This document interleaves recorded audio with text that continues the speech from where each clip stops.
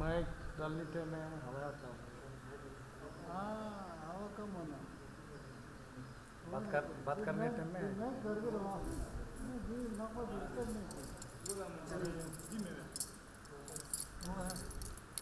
वो है ये वाला है ना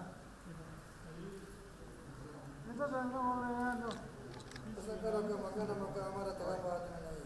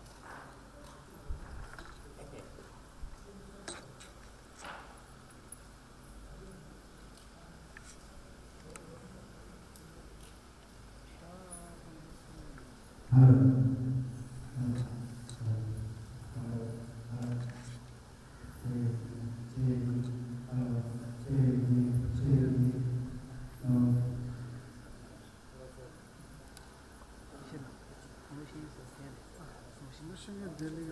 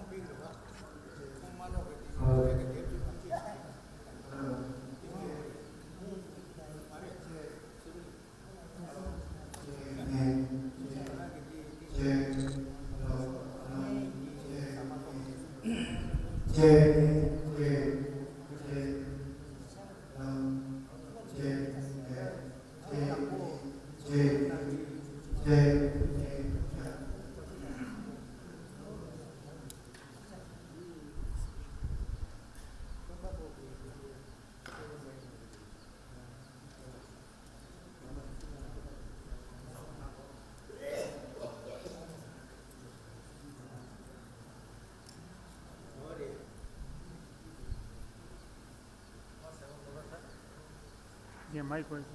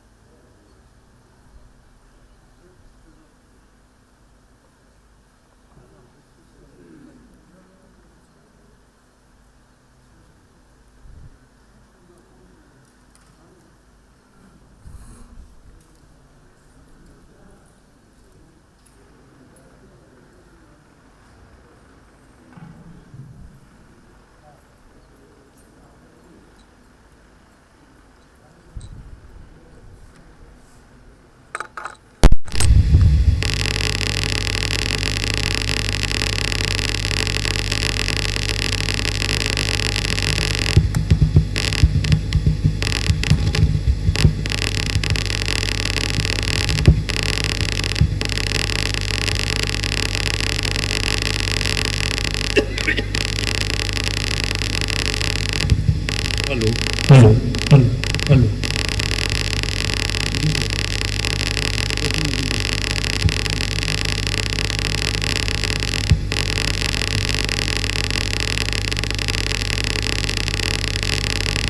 Aló, aló, aló. Hello,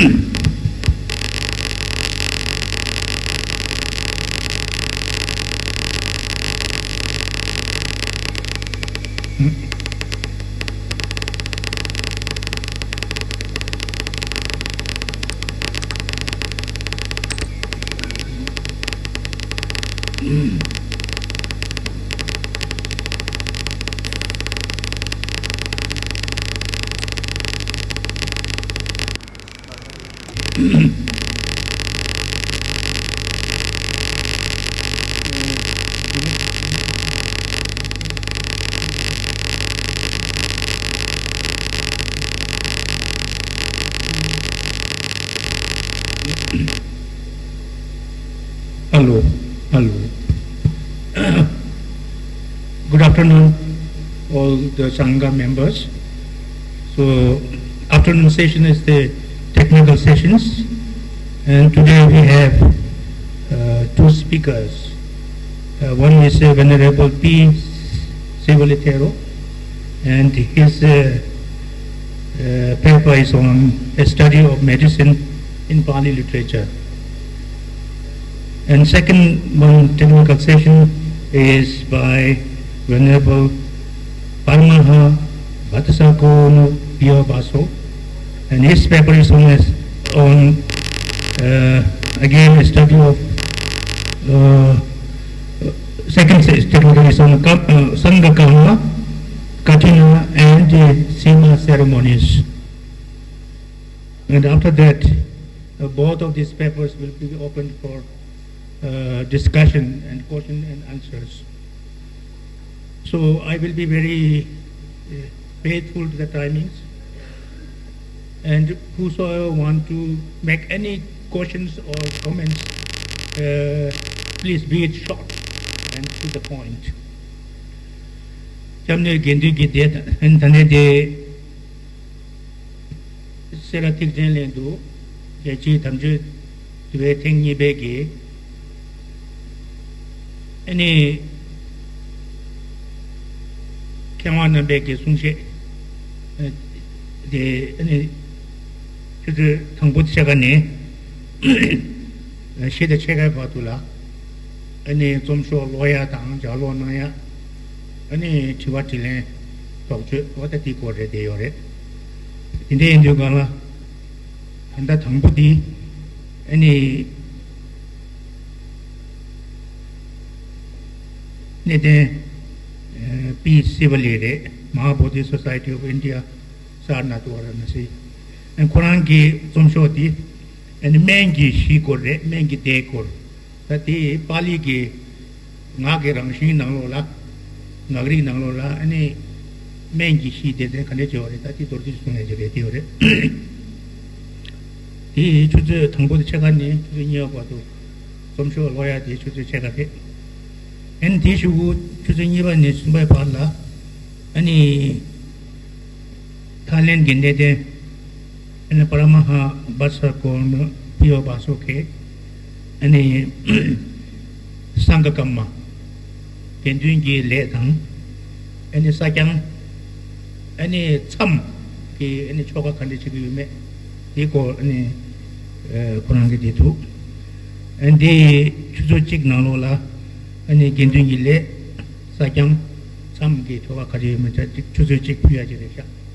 And Tishu, choose soon the Chegabatu, choose a Chegaji, and a Sweja Tiretu, and so soon the Chegane, choose she the Chegaba, choose a Chigringala, and Chiwatiling down, Tokyo Nayade, and the number to Changoyala, the Tokyo down, Chiwatiling, the Kabla, Chiwati Tungdun, Tokyo de Rambo the Samba, to do download any carriage in an order, singing them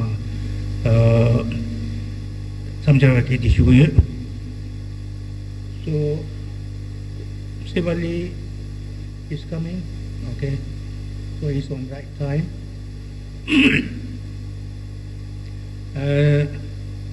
I forgot there's from 3 to 3:30 is a tea break. And from 3:30 to 4:30, 1 hour, is the discussion on the two papers, Medicine in Pali Literature by P. Sivali Thero, and Sangakamma Katina, and Sima ceremonies by Venerable Brahmaha Patsakona Piyavaso. So today we have two sessions and presenters, most respected and most learned scholar from Sri Lanka and Thailand. Yes, sir. So we will just wait 2 minutes, he's on way.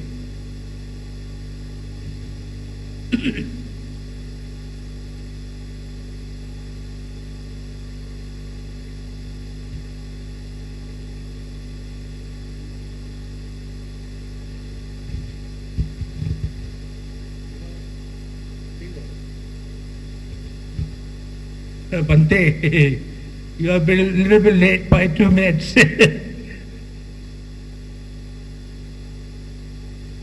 So, Bante Sivali Thero, and his petition in Pali literature. So you are the first presenter. Please go ahead. And before that, presenting that, I will request you to release a book first printed in Devanagara lipis on a very famous book on medicine, Bheshaja Manjusha. So it will be now released by the Ken Repocha Abbot, Venerable Geshe Lekla.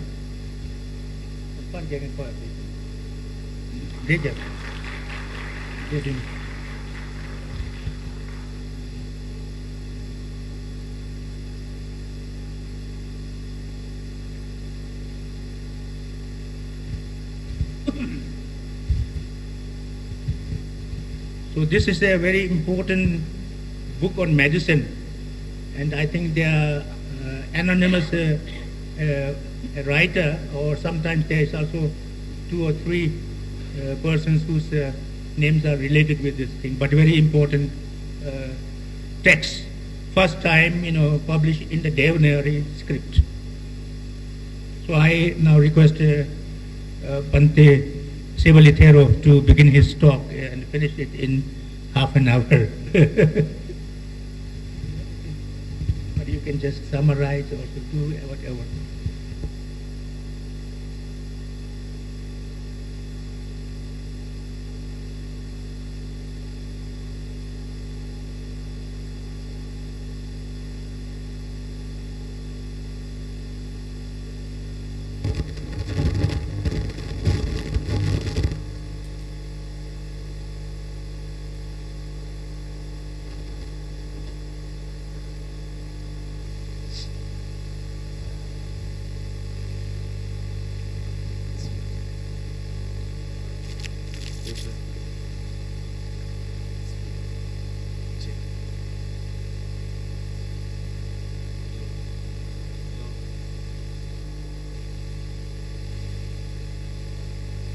Hello.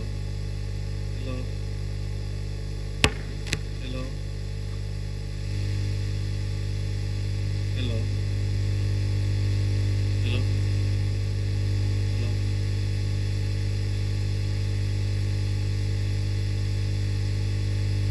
Right? Oh. Thank you. Thank you. Namo tassa bhagavato arahato samma sambuddhassa. Namo tassa bhagavato arahato samma sambuddhassa. Namo tassa bhagavato arahato samma sambuddhassa.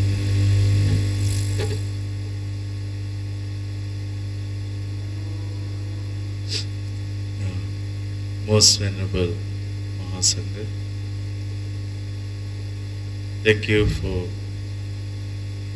inviting me to present paper on the Bheshaja, one of most important section in the Vinaya Pitaka.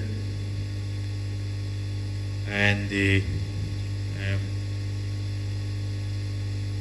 privileged to be here to share this one of the most auspicious site and section in the Dhamma and Vinaya. As Mahakashyapa Mahathera mentioned in the first Buddhist Council, Vinaya Nama Sasana Sayu. So this is, I think, great beginning to join all of us from both the sect, that how we can preserve, promote Buddha Sasana for the larger interest of the humanity. Thank you for inviting me once again. I'm now going to read this paper, Study of Medicine in Pali Literature. In the Tipitaka, in the Vinaya Pitaka, there is a Bhesajya Khanda. So, Bhesajya Khanda. Whenever monks report some incident to Buddha, certain monk suffering from physical illness, maybe from heat or from cold or maybe from some other ailings, some other physical pains. So when this report comes to Buddha, he used to give certain, he normally, when he in meditation, when we just get this report in his meditation, he thinks more wisely what is the best and suitable medicine to be applied. Then he calls such monks and advise to apply, to give certain medicines. This is how Bhesajya Khanda is compiled. A study, this paper, it is already with you, so I'm not going to read out all these pages, but some in between I try to discuss and few things, more important things to point out. The first thing is I'm going to read out. Lord Buddha is regarded as the first physician as well as surgeon in the history of mankind. His sublime teachings shows the righteous path which leads his followers from suffering to happiness. In his first preaching, Dhammacakkappavattana at Sarna, he taught disease as one of 8 types of suffering. The passage follows in the following way. Jatipi dukkha, jarapi dukkha, vyadipi dukkha, maranampi dukkha, appiyehi sampayogo dukkha, piyehi vippayogo dukkha, yampichang nalabati tampi dukkha, sankittena panchupadana khanda dukkhati. Birth is suffering, decay is suffering, illness or disease is suffering, death is suffering, association with unloved is suffering, separation from loved is suffering, not to get what one wants is suffering. Briefly, the fivefold clinging to existence is suffering. This suffering may mainly be confined in 2 ways: psychical and physical. Out of them, psychical suffering may be seen in the form of greed and hatred. Remedies for them have been given in Buddha's discourse in detail, as appeared in Tipitaka. Psychical suffering of psychical disease such as fever, dysentery, leprosy, ringworm, ulceration, epilepsy, etc. and their remedies have also been discussed in the different texts of Pali literature. The Bhesajya Kandak of Vinaya Pitaka especially throws light on following medicines for physical diseases prescribed by the Buddha. There is a following. It's 1, 2, 3 point there. It's already there. So you can go through this. So this is actually, it is similar to the Ayurvedic treatment, which is still have in Indian and Sri Lankan and also the Thailand and other countries use this similar pattern of medicines. The ancient monasteries also, even in Sri Lanka, we have this kind of ancient medical, some monks even used to call as the doctor in the temples. They used to make the medicine, this medicine, in the temple itself. And then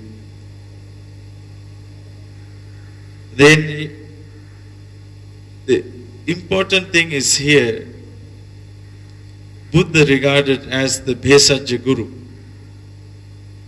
as a Bhesajya Guru. I think in even medicinal Buddha, we can find in the other traditions, the Mahayana tradition also, medicinal Buddha. Because the medicinal in two ways, he's a physician of the soul. Because the one way, because we cannot separate body from the mind. It is the same. When our mind is sick, it definitely affects the body. It accepts even in the modern science, medical science also. That is why nowadays, even in the many doctors ask their patients to practice mindfulness and the practice vipassana. Because it greatly can cure, can help to the suffering patients when they practice mindfulness. So that is why Buddha is regarded as the physical of the soul. Similar stories are there, a kind of stories. There's one lady is suffering because his baby died on birth. So she was so much sad and suffering, and ultimately one person asked her to go to Buddha, maybe he can give life to your baby. So she ultimately went to Buddha and put her dead child at the feet of Buddha, then asked Buddha, requested Buddha, please give my baby a life, breathe. Then Buddha,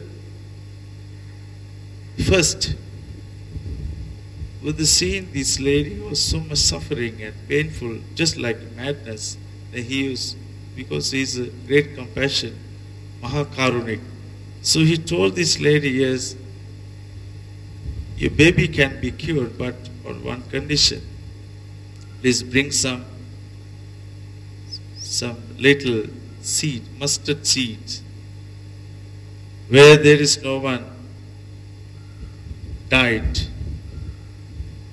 So she went around Shravasti, in village, every home, but she got the seed of mustard. When she asked, is there anybody dead here?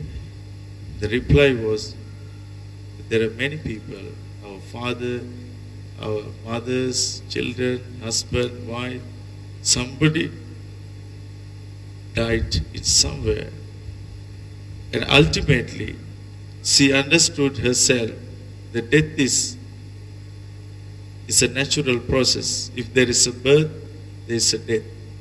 So herself, she realized that death is a natural process of life.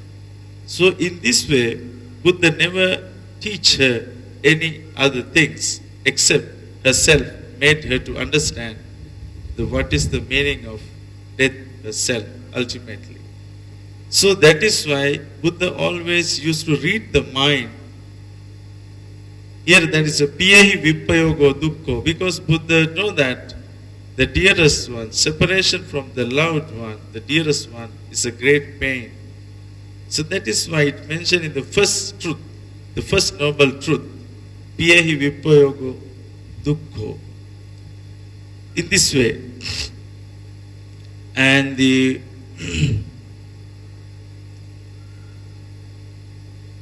and the other thing is that the bodily pain, when he heard, there are some incidents that Venerable Mahakashyapa Thera was suffering, Venerable Moggallana Thera was suffering, Venerable Chunda Thera was suffering at Rajagir or at Sravasti. When Buddha heard this, Buddha always asked the monks, please go and recite the 7 factors of enlightenment. Because these 7 factors of enlightenment I have practiced for a long time. This is Buddha says. As a bodhisattva, until the Buddha, I have practiced these 7 factors of enlightenment again and again. Bhavito bahulikato abhinyaya sambodhaya nibbānaya samvatati. This is how with bhavito I have practiced it again and again, the 7 factors of enlightenment. So go and recite at the to the Mahakashyapa or the sick monk, and with mindfully, and he will cure. So this is the way how he advised the monks mainly.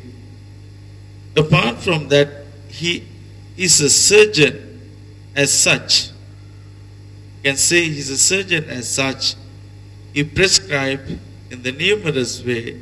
These are the things, there are about 23 or, yes, about 26 different kind of medicines he prescribed, and like if you say, the first one, Buddha prescribed the 5 medicaments, ghee, butter, oil, honey, and molasses for monks attacked by the sickness of hot season. This is summertime, when monks attacked with that kind of, I think, the summer disease and the hot attack, maybe that heat waves, because monks used to walk even that time. So sometimes attack heat waves, suddenly become unconscious. So this is that kind of time why Buddha mentioned it, these medicines. And the other important thing is that these are all from the natural, from the plants you used to get from the very natural plants and natural production, and that monks easily can find out from the forest or near the kuti, near the sunyagar, wherever is available. So easily access to these medicines, because that time monks were very afraid to break even the very tiny. Sometimes monks, but they never noticed by other monks. Maybe they died. It never reported to Buddha sometime. So you can go through these all other factors. The 13, you can see the 13, number 13. In case of wind, Vata Bado. In case of wind, Lord Buddha allowed the decoction of oil. Even now we have oil treatment to fill in the vacha, bhikkhu, and for better relief, he allowed him to put a strong drink in decoction of oil. This is, even today, is very practical. Nowadays, this is called oil therapy. Nowadays, oil therapy. Even the Western doctors, they also sometimes ask patient to drink some little bit coconut oil, empty stomach, for gas, for gastric, or for vata bado, gastrics. And even that coconut oil and also sesame oil. These are very important. And in case of rheumatism, Lord Buddha allowed the monks to bring on sweating by the use of herbs. He also allowed them to take a great steam bath. Steam bath is available even in Buddhist countries, in Thailand, even in Burma, even in Sri Lanka. Forest monasteries, steam bath.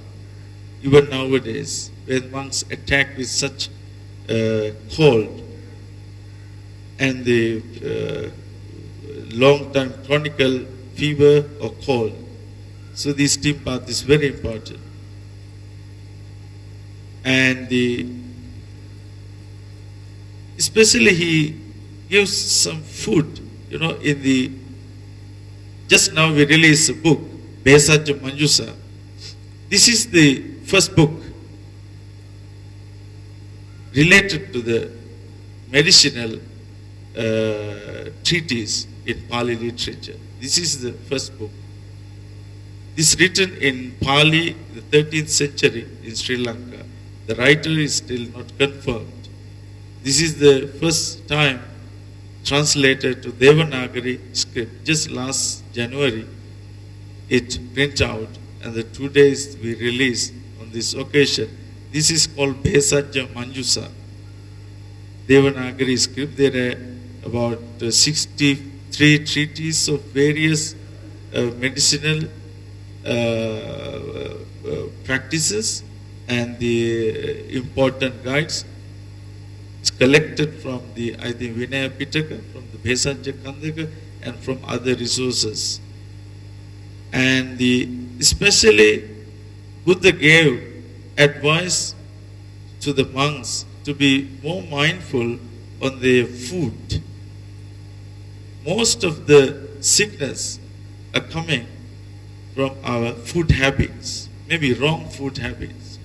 In Dhammapada, Buddha says, Subhanupassing viharantang, indriyesu asangutang, bhojanam hi amattanyum, kusitang hina viryang, angve pasahati maru vatu rukhang dubbalam.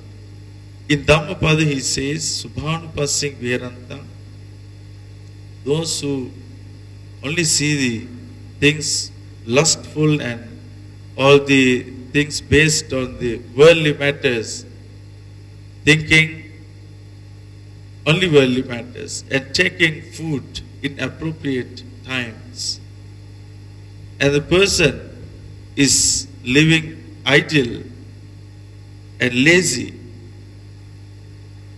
He may be sick easily. He may suffer easily, just like the tree, the small tree, or the tree, unhealthy tree, may fall down easily from a small wind or weak wind. So the food habit is very important. He mentioned here in the number 25, you can see yagu is made from rice, maybe similar to khichdi or something. And yavagu, rice gruel, is called rice gruel, has been mentioned. It's maybe sometime milk rice. I think it's milk rice. Has been mentioned as a very comfortable food, milk rice or khichdi, in case of wind in the stomach. Udara vata bado, it says, udara vata bado. Further, Buddha highlighted his following 10 merits of having such kind of maybe milk pudding or milk rice. When Buddha first time that after 6 years of meditation practice, when he started just a middle path, the one lady Sujata offered milk pudding at Bodh Gaya.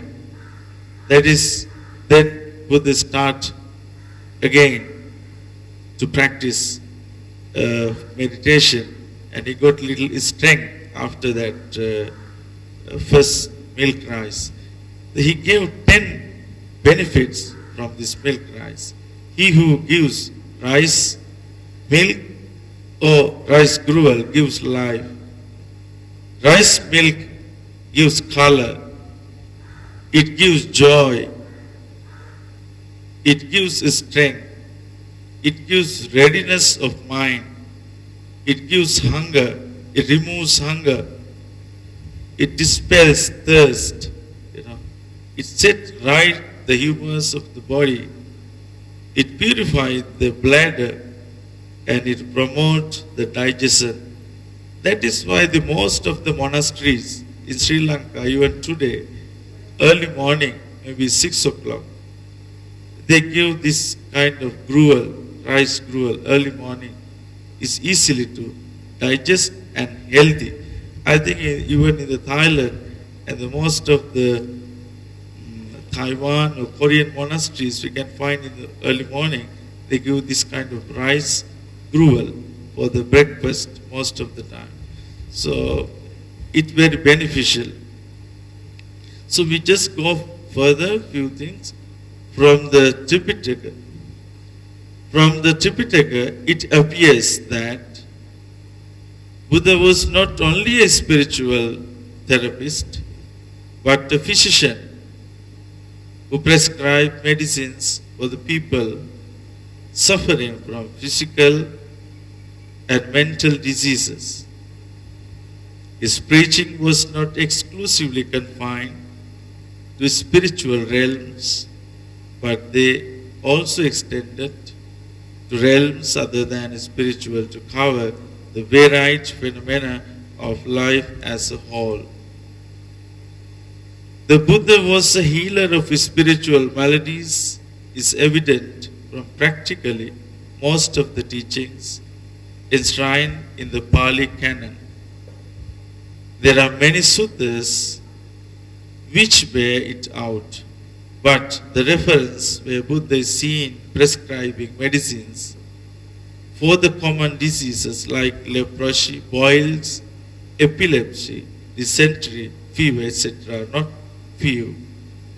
In the Vinaya Pitaka, there is a passage which shows how Lord Buddha became deeply concerned to see a monk suffering from dysentery and lying sprawling in his own urine and excreta. This was happened in Jetavana Vihara, Sravasti. He himself bathed the ailing monk with the help of Anand and laid him on a bed. After fully cleaning him, this was an occasion which led Buddha to prescribe that who wait upon him, let him wait upon the sick. It is obvious from this passage that Lord himself identified with the sick person and ascribes or promises great merit to those who would attend upon the sick. There are quite few passages in the Pali Canon which show that Buddha acknowledged himself to be an incomparable physician and surgeon. In the Milinda Panyo, Passion of Milinda, we find Bhante Nagaset mentioning that the Dhamma taught by the Buddha excels all medicines found in the world and cures men of the greatest disease of being born again and again. Nagasena calls it Vatta Dukkha and says that Lord Buddha purged men of wrong views, purged them of low aspirations, purged them of evil speaking, purged them of wrong endeavors, purged them of evil thoughts, purged erroneous meditations. Not only he gives emetis to the vomiting up of lust, of malice, and of dullness, and of doubt, of self-righteousness and of sloth of body and inertness of mind and of shamelessness and hardness of heart and of all evils. So these are just when we go through these various books, actually, we found that Buddha is, he primarily, principally, he concerned to get our inner suffering and give us calmness and happiness at once and as soon as possible, and not to take much time. Whenever a person comes to Buddha, he immediately tries to read his mind and how his mind is suffering, and immediately try to solve that matter with a very practical solution, because Buddha never wanted others to be suffer even for a moment. So that is why he always thought about it is very important to make us understand, to be practice immediately, get rid of from lobha, from dosa, and from moha, because this mental attachment brings all kind of physical and samsaric suffering. And finally, we go to the last para. Though there is no reference to big hospitals in Buddha's time, but later there was some hospital, but not in Buddha's time, functioning with all equipments as we have today. Yet there are the references to physicians of whom the benevolent activities of Jivaka may be remembered. Jivaka was one of the great physicians at that Buddha's time. He cured the chronic headache of the wife of the merchant by only one dose of medicine. He cured the king Bimbisara of fistula. He executed successful operations on brain and intestines. The Buddha himself is seen very much particular about rendering service to the ailing persons. While serving a patient, a monk, besmeared with filthy things, he advised the monks to serve such ailing persons with sincere devotion. He told one who serves, the patient serves him. Yobikave mang upattapeti upatteya sogilanam upatteya. Serving the needy persons by food and drinks is regarded as one of the noble deeds. Thus, from the above descriptions, it can be seen that how the medical science had got a special importance at the time of the Buddha. And thank you for giving me opportunity. So this book, actually, there is so much of revelation of the medicines, collections from the Tripitaka, especially from the Vinaya Pitaka. So I offer this to this Serajeymonastery's library for future use of other things. And also there is only other treatise on Buddhism, the science of medicine and surgery in Buddhist India. This is another book as written by a lady, Taslima something name. She was a historian of Calcutta University, and she has written another. This is two only in the history of Pali literature related. So thank you very much. I wish you start today's this session with the medicine. I think I wish you all the very happy and good life for all the monks to continue your Dhamma activities. Thank you so much. Thank you very much, Bante Thero Sivali. The excellent presentation of the study of medicine in Pali literature, and also presenting the book of collections of medicines according to Pali literature, and which was compiled in 13th century. So it was today released, which was now printed in Devanagari. Thank you very much. So now next speaker, Venerable Parama Vatsakona Pio Baso, and his paper is on Sangakama, Kathina and Sima ceremonies.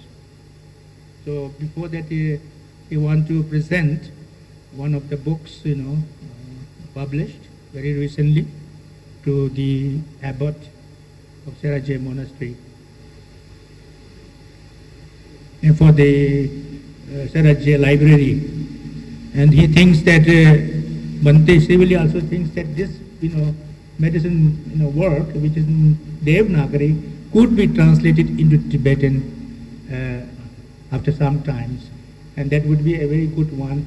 And I think there's a lot of things we should understand also from this book. So now I request Parama Vatsakona Piaso to begin his reading paper. It's 1 hour, and after that we will have a short tea break, and then we will discuss.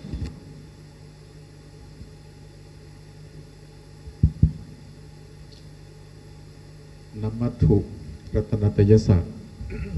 May I pay my homage to the triple gem, the Buddha, the Dhamma, and the Sangha. The most venerable Geshe Lobsang Dilek, the abbot of the Serajeymonastery, dear respected members of the Mahasangha. I'm not quite sure if you can hear me clearly, because even when I'm sitting there, the sound system is very ego. Yeah. I just want to check if someone on the back can hear me clearly. Is it okay? Okay, I will try to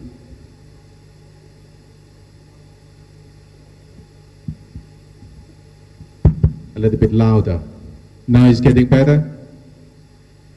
Well, first of all, I would like to say thank you to the Minister of the Serajeymonastery University for inviting me to share the idea, the knowledge of Vinaya. So this is my second time to participate in this conference here at the Serajeymonastery. My first time in Central University of Tibetan Studies in Sarana, that was back in 2011, so where I met Professor Sastry. Yeah. So I'm here today presenting Thailand. I'm from Thailand, but currently living in the UK. So I was flying from London on the 22nd. The flight was very smooth because we experienced the turbulent weather. It lasts for an hour, so the plane was shaking. I was a little bit scared at that time, and then I tried to be mindful and relax, and now the thing was better. Well, the topic that I'm going to present today, as it was introduced by Professor Sastry, Sangha Kathina, and Sima ceremony. So for those who are not familiar with the Pali term, I will elaborate the meaning of these Pali terms later on. I would like to begin my presentation with the Buddha saying. So these sayings were given by the Buddha himself just before he passed away. And he said in Pali language, Atako Pakawa Ayasamantang Anantang Amantesi Siyako Panananda, etc. So the translation of this saying, then the Blessed One said to Venerable Ananda, now if it occurs to any of you, the teaching has lost its authority. We are without a teacher. Do not view it in that way. Whatever Dhamma and Vinaya I have pointed out and formulated for you, that will be your teacher when I'm gone. And this is from the Mahaparinibbana Sutta. I think many of you may be familiar with the Mahaparinibbana Sutta. And it happened when the Buddha was about to pass away. And then there was a big gathering of the bhikkhus, monks. And Ananda was a little bit concerned that who would be our teacher, who would be the teachers when the Buddha passed away. So having realized this, the Buddha answered Ananda. So this is what we can find in Mahaparinibbana Sutta. I quote this saying because from this saying, it reminds us of the importance of Vinaya. And why the Vinaya is important, I prefer to give the example like the taproot of tree. If the taproot of tree is eroded or rotten, and then that tree cannot last long. So this is similar to Buddhism. So Vinaya is very important, and if the ordained bhikkhus, the ordained monks do not pay attention to the practice of Vinaya, or they neglect the practice of Vinaya, this will be like the monks erode the root of Buddhism. When the root of Buddhism is being eroded, and then Buddhism cannot last for long. So this is what happened everywhere now in the world. So what we can do just to try to give knowledge to the people so that they can pay more attention to the importance of Vinaya practice. So the topic that I'm going to present today, as I mentioned earlier, Sanghagama, Kathina, and Sima ceremony. First, Sanghagama. So what is Sanghagama? And if we look at the history of Buddhism, we can say that at the outset of Buddhism, the Buddha did not lay down any disciplinary rules, because during that time, many monks were from advantaged background or from high-class family, and they were very devoted. None of them made a mistake or broke the precept. So at that time, the precepts or the monastic codes were not necessary and were not laid down by the Buddha yet. So later on, when there were more and more people coming to join in the monastic life by requesting to be ordained as a bhikkhu, and because those people are from different backgrounds, different way of life, different way of thinking, perhaps some of them break the rule. So this is the reason why that the Vinaya came about.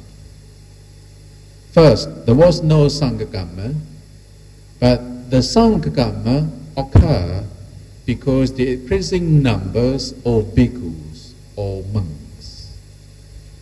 For the first period of time, the Lord Buddha was in charge of everything, giving ordination, governing the monk, punishing the monk. It was on his shoulder. Later on, he said, now I choose hand this authority to the Sangha or the community of monks, so that the community of monks or the Sangha members can look after each other. So this is the reason why that there is Sangha Kamma. So remember, there are two reasons that the Sangha Kamma come into existence. The increasing numbers of the ordained monks, and the Buddha wanted to hand over an authority to the Sangha members so that they can look after each other. So let's look at the meaning of Sangha Kamma. Sangha, I think all traditions are familiar with this term, Sangha or Sangha. Sangha simply means community. Yeah, community. And then the word Kamma. Yes, Kamma, we often hear this word Kamma, the law of karma, this is because of your karma, but karma in this context is not related to the law of karma. Karma simply means act. Act, or to act. So the word Sangha Kamma is in fact the combinations of two words, Sangha and Kamma. Sangha means a community of ordained bhikkhus or bhikkhunis. We have to include bhikkhunis because when we say Sangha, it's not only for the ordained bhikkhus, it also includes bhikkhunis or female ordained monks. And then the word Kamma, as I said, simply means action. So one of the main principles of Sangha life is to make decisions and to perform formal acts together in harmony. Yes, perhaps Sangha Kamma can be translated as formal acts to be performed by the community of Sangha members. These official transactions are called Sangha Kamma. What we are doing here today, like at the conference from the Theravada tradition, so the conference is not regarded as Sangha Kamma. It can be regarded as the Sangha affairs or the duties of monks. So I will give you details later on what Sangha Kamma really is. Well, here the Sangha Kamma includes ordination, recitation of the monastic codes, or we call Patimokkha, and every fortnight, on the full moon day, on the half moon, the monks will get together in the ordination hall. One of the monks will be invited to recite the Patimokkha. In Thai tradition, we normally recite 227 precepts, and we begin with Suna Tume Pande Sangho, something like this. Suna Tume Pande Sangho is simply mean, Venerable Sir, let the community listen to me. So there will be more details later on. And the Sangha Kamma also includes assigning Kathina cloth, in which I'm going to elaborate the procedure of Kathina ceremony later on, and the distributing responsibilities and duties, like the building project and settling dispute. So as this is the duty of the ordained bhikkhus, whenever there is Sangha Kamma or formal act, then all the ordained bhikkhus have to meet and decide together. For example, at ordination ceremony, there must be the gathering of at least 5 monks or more. In rural area, the Buddha allowed 5 monks, but in the central region where there are many monks are available, then we can invite many monks, like 10 or even 20. So this is the meaning of Sanghagama. It means formal act to be performed by the Sangha members. Then let's say the types of Sanghagama.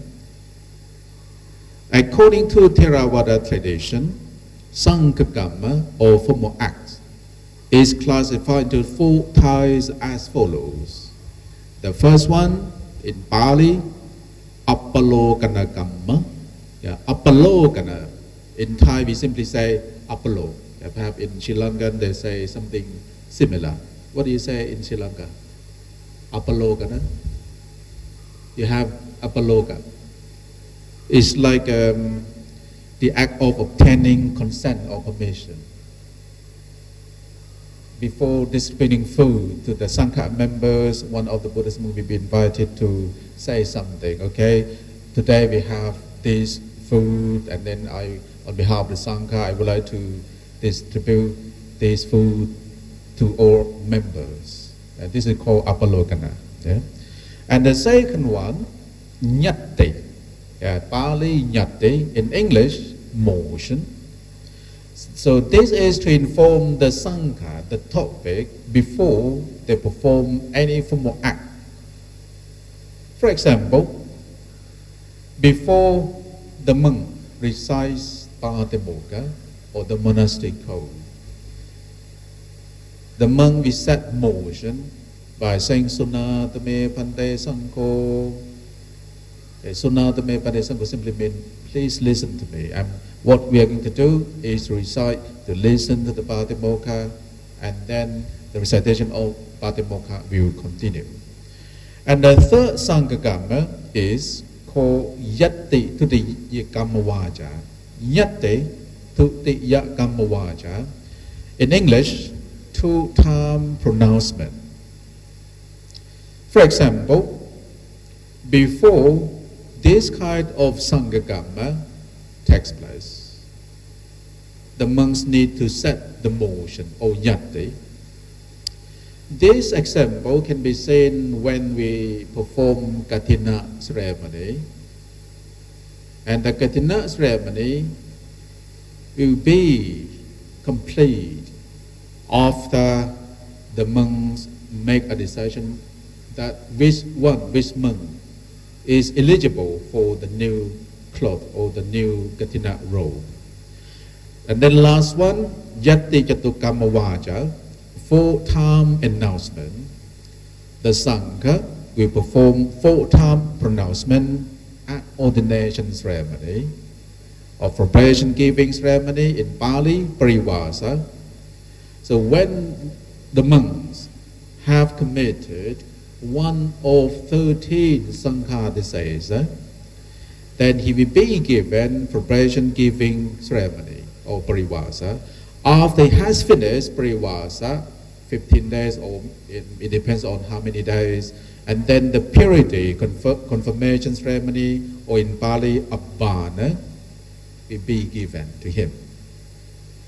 So this here is just the example where Yatti Chatukkamavaja is required.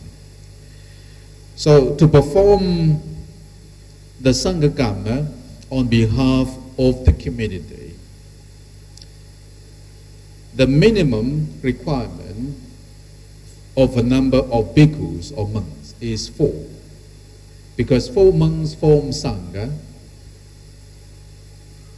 there must be at least 4 monks, a chapter of 4 monks. And then it depends on what kind of Sanghagama takes place. So here I just would like to explain that a chapter of 4 monks can perform any formal acts except parivasa, or pavarana, an invitation or invite each other to criticize. If I have done something wrong, you can tell me so that I can correct myself. So this is called invitation. 4 monks cannot perform Kathina.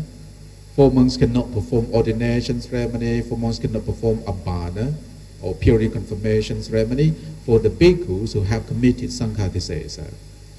And then a chapter of 5 bhikkhus can perform any formal acts except Abhana, an ordination ceremony, especially in the region where many ordained bhikkhus are available, like in a big town, in the city.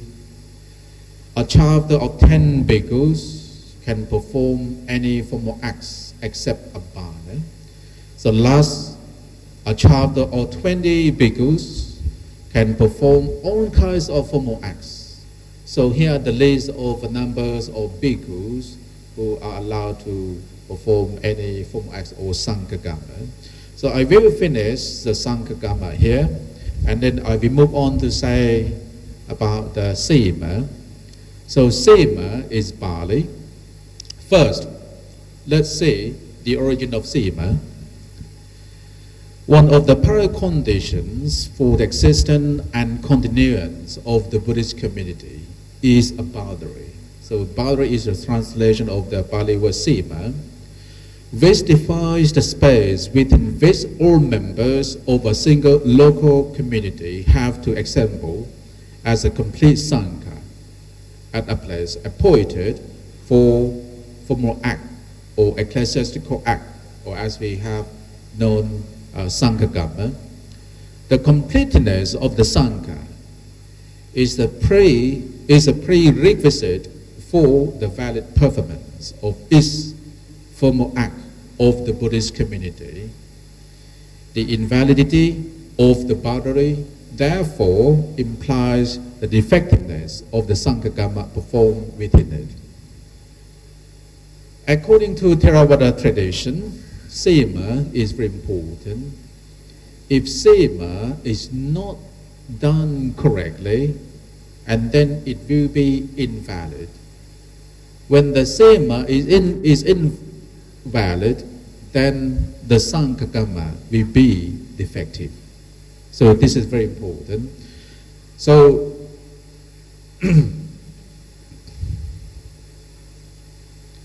at first, the monks or the Sangha of monks during the early age of Buddhism did not have Sema. They simply used an open space to perform all kinds of Sanghagama, for example, ordination ceremony. They even gave ordination to someone under the tree, in the outdoor space, something like this. So later on, when the numbers of bhikkhus was increasing, then the proper place, like the building, is needed. In Theravada tradition, we normally have Uposatha hall or ordination hall. And why we need ordination hall? Ordination hall or Uposatha hall will be used by the monks to perform any kinds of Sanghagama, like ordination ceremony, or any kinds of Sanghagama. And then let's say, I just like to make a note that there is one condition when the monks or the Sangha member decide to build the Uposatha hall. The Uposatha hall must be big enough for 21 monks. And why 21 monks? Because at a Abhana ceremony or purity confirmation ceremony given to the monks who have committed Sanghadisesa, the maximum numbers of bhikkhus who have to be there is 21. So this is the reason why that whenever we have the Uposatha hall, it must be enough to contain 21 monks. Okay, then let's see the meaning of Sema. So give me the warning message if I'm going to go over the time. Okay, let's see the meaning of Sema. I have mentioned before that Sema simply means boundary, but it also means a sign. Sema is needed for all formal acts. And in this context, Sema refers to a previous determined area for the monks who met to perform all kinds of Sanghagama. The monastic discipline allows various types of Sema according to the circumstance given. For example, a group of monks monks living in the forest, they don't have the opposite hole. They can even use the tree, the mountain, as sima or the boundary. Basically, there are two kinds of sima. In Pali, abhadasima and badasima. So abhadasima is the not tied off boundary, because there is no action required on the side of monks in order to mark the area, and the second is called padasima. So padasima means the tied off boundary. I will give you details later on. And the not tied off or abhadasima can be divided into four types. First, gamasima. Kama means village. So this kind of sima is designated by the chief of village. For example, the Serajeymonastery, we can use the age of the village as the boundary or sima. So this is the example. So we call it kama sima. And the second one, sattapandra sima,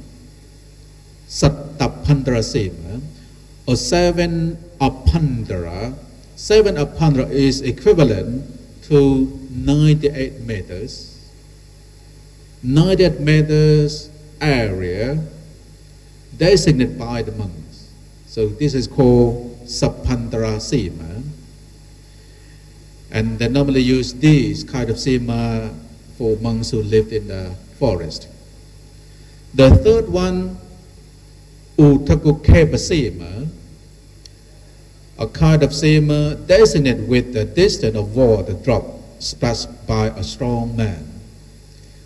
On some occasion, we don't have the tree, we can use river as sima. And in order to determine the area of sima, according to the commentary, we can make a measurement by the distance of the water drop. And for example, if the young man splashes water, how far the water goes. You can use the age of that as a boundary. So last one, sima sangara. So sangara means overlapping. The overlapping boundary refer to the boundary authorized by the Sangha without knowing that the area overlaps the previous boundary. Although the Sangha did not know, so we normally abolish the previous sima, even there is the previous sima or not. According to the Theravada tradition, we normally abolish the sima, the previous sima first before we authorize the new sima. And then the second kind of sima or padasima can be divided into four kinds as well. Kanta sima, the boundary tied off only the opposite hole, and this one is very popular. Yes, in many places in Thailand. There are a few monasteries in Bangkok that they use the big sima, but most of the monasteries in Thailand use padasima, just only the opposite hole. And then the second one, mahasima. Mahasima means the boundary tied off all around the monastery. So how big is the Serajeymonastery? Anyone knows? There's many acres. So you can use the wall or the fence as the boundary, and we call this mahasima. Whenever there is the formal act or sanghagama, all the monks have to come and meet. Yeah, this is the requirement. And then the third one, double boundary. Double boundary. The kantasima, which is tied up within the mahasima. So this is possible. You have sima around the post hall. At the same time, you also have the big sima or mahasima around the monastery area. So this is called double boundary. And last one, Nati Parasima, the boundary covering the bank of river authorized by the Sangha. So this happened according to the history of Thai Buddhism. This happened when a group of Thai monks went to receive ordination in Sri Lanka. So they use river Asima or Nati Parasima. They set the raft on the river and then they perform ordination ceremony there. So this is the example of Nati Parasima. So as we see, the Sima is needed when the Sangha of monks need to perform Sangha Kamma. Now, in Thai tradition, we normally use the round carved stone bowls as Sima, but according to the commentaries, we can use trees, rocks, pathways, rivers, ant hills.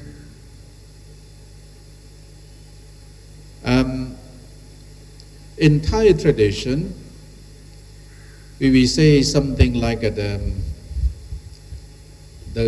body leaf, quite big. So we call it sima or sima leaf. And that is used as a sima and is normally put around the postard hole.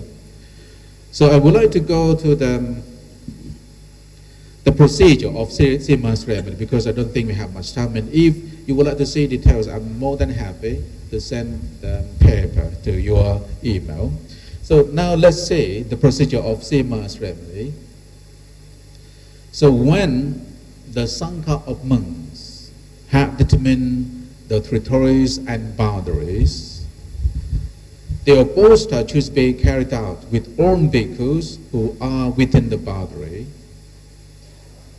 There are two kinds of boundaries, one for carrying out the unified apostle, and another for not being separated from one's robe. The Sima ceremony consists of 5 steps. So remember 5 steps. First, as we do not know, and if that place used to be a Sima, maybe many thousand years, we never know. So in order to make sure that the Sima will be valid, the first step is to abolish the previous boundary or the previous Sima.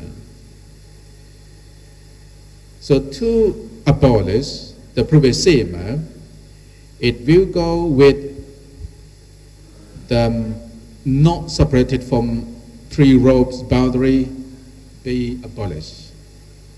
And then the chair component boundary will be abolished.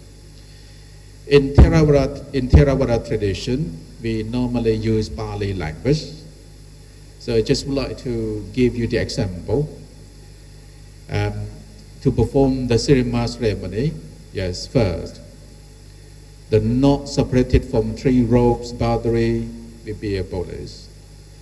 And perhaps there will be 2 bhikkhus or 2 monks who are appointed by the Sangha or assigned by the Sangha to recite the Pali passages. The Pali passages that we normally use is as follows. Suna tume pande sangko yoso sankena ti jiwarena avipavaso samato, etc. So we normally chant like this. I normally begin with Namo Tassa Bhagavato. Yeah, Namo Tassa Bhagavato. So let's see the translation. Venerable Sir, may the community listen to me. If the community is ready, it should revoke what was authorized as not being without one's triple robe. This is the motion. So this is called yati. So the yati is set up first. It's like now, I would like to hear from you, I would like to consult with you. And then, Venerable Sir, may the community listen to me. The community revokes the not being without one triple robe boundary. He to whom the revoking of not being without one triple robe is agreeable should remain silent. He to whom is not agreeable should speak. If you agree, just be silent. If you don't agree, you are welcome to speak. The not being without one triple robe has been revoked by the community. This is agreeable to the community, therefore it is silent, thus do I hold it. So this is a translation of the Pali passage, the Jews at the Sema ceremony. Next step is to remove a territory of common community. Again, the two monks will recite the Pali passage like this. Sutna tome pante sankho yasa sankena sima sammata samana sangwasa ekupo sathayati sanghasa patakalang sankho tang simang samuhanaya esayanti. So in Thai style we normally recite like this. Perhaps in the Sri Lankan style they may recite differently. So let's see the translation. Venerable Sir, may the community listen to me. If the community is ready, it should revoke the territory authorized as one of common community of a single uposatha. This is the motion. So as you notice, every time the motion will be set up. And later on, we ask them advice from the community, from the Sangha members, by saying, Venerable Sir, may the community listen to me. The community revokes the territory authorized as one of common community of a single uposatha. He to whom the revoking of the territory authorized as one of the common community of a single uposatha is agreeable, choose remain silent. He to whom is not agreeable to speak. The territory authorized as one of the common community of a single uposatha has been removed. Yes, I just correct this. Has been removed by the community. This is agreeable to the community, therefore it is silent, thus do I hold it. So the language may be a little bit difficult to understand, but in conclusion, it's like, okay, we decide to remove the territory, and if you agree, you choose be silent. If you don't agree, you choose speak. So when all the Sangha members are silent, that means we all agree. So this is the conclusion. So when we finish this step, and then another step is to authorize a new boundary. This one is very important because now the Sangha of monks have abolished, have removed the boundaries. So in order to authorize the new boundary, there will be another step. So the two monks again will recite in Pali language.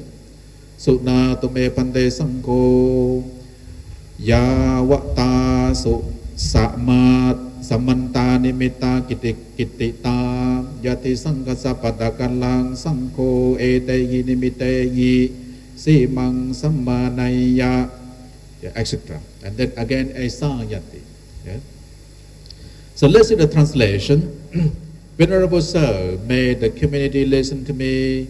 Markers have been determined on around, and the community choose authorize a territory of common community of a single uposatha. This is the motion. Again, this is the motion. Motion is nyate, to set up the motion. Venerable Sir, may the community listen to me. Markers have been determined on around, and the community choose authorize a territory of common community of a single uposatha. He to whom the markers have been determined on around, and the community choose authorize a territory of common community of a single uposatha is agreeable, choose remain silent. He to whom is not agreeable, choose speak. The markers have been determined on around, and the community choose authorize a territory of common community of a single uposatha has been determined by the community. This is agreeable to the community, therefore it is silent, thus do I hold it. So in order to authorize the new boundary, we need an agreement from the Sangha members. When all Sangha members agree, then the new boundary has been authorized. Yeah. Not only that, you have to determining the Tijivara Pavasa. This is I think the fourth step. Again, the 2 monks will recite in Pali, Sunadamepate Sangho, etc. The translation, Venerable Sir, may the community listen to me. If the community is ready, it choose authorized the territory, already authorized as one of common community of a single uposatha, except for any village or village area as a territory of not being without one triple row. This is the motion. Venerable Sir, may the community listen to me. The community authorized the territory, already authorized as one of common community of a single uposatha, except for any village or village area as a territory of not being without one triple row. He to whom the community authorized the territory, except for any village or village area as a territory of not being without one triple row, is agreeable, choose remain silent. He to whom is not agreeable, choose speak. The territory has been authorized except for any village or village area as a territory of not being without one triple row by the community. This is agreeable to the community, therefore it is silent, thus do I hold it. So to determine the Tijjarapavasa is another step. So it's quite similar to authorize the new boundary. So it's not finished yet, so the last step is to know the boundary marker. So when the markers like the round carved stone balls are buried in the hole, and then a chapter of 5-10 months we walk around, there will be one leader. So one leader can be a senior monk. So this senior monk will lead a chapter of monks to walk around. And we normally begin from the eastern direction. There will be eight bowls, 8 stone bowls. So the leader will lead on the members of Sangha first to the eastern direction, and then the leader will ask in Pali language, Puratimaya Tisaya King Nimitang. In English, in the eastern direction, what is the marker? What is the marker?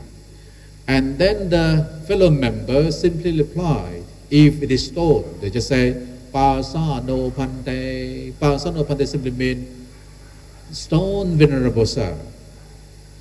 So this is called nothing about it. And then they walk around to the southeastern direction, to the southern direction, to the southwestern direction, to the western direction, northwestern direction, northern direction, northeastern direction, eastern direction, 8 directions.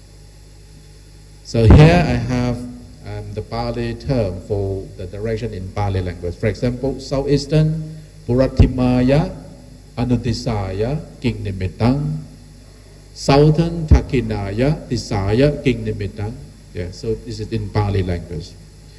So when this nothing, the boundary marker, is finished, then the Sema is complete. It's now a proper place for the Sanghas to perform any kinds of Sanghagama or formal acts. In Thai practice, at the end of Sema ceremony, the monks normally chant in order to celebrate the Sema, the new Sema. So for lay followers, they would see Sema ceremony as a rare opportunity, because not very often that we will have this ceremony. One monastery can have one Sema ceremony only once, unless they revoke the previous Sema and build the new Uposatha hall. So for lay followers, this would be a very good opportunity for them to take part, to support, to give donation. So in Thailand, the celebration of Sema ceremony could be magnificent. Magnificent. A lot of people coming, there will be temple fair and everything there, lots of Dhamma talks, chanting and everything, and the people like it. Right, I finished the Sema ceremony, so how long do I have? Huh? Oh, 15 minutes, all right. So I have 15 minutes for Katina ceremony. I don't think I can finish everything. The Katina ceremony might be available in your text, but in our tradition, we still do it. Katina ceremony, Sema ceremony, we still do it, and it's very important, especially at the end of the rainy retreat. And most Thai temples, most Thai monasteries have Katina ceremony, and the lay people love to do it. They would like to make donation on Katina, Katina ceremony, and they like it. Well, I just would like to tell you the origin of Katina ceremony. According to the Vinaya from Mahavaka, the origin story of Katina can go back to the time when the Buddha was still alive.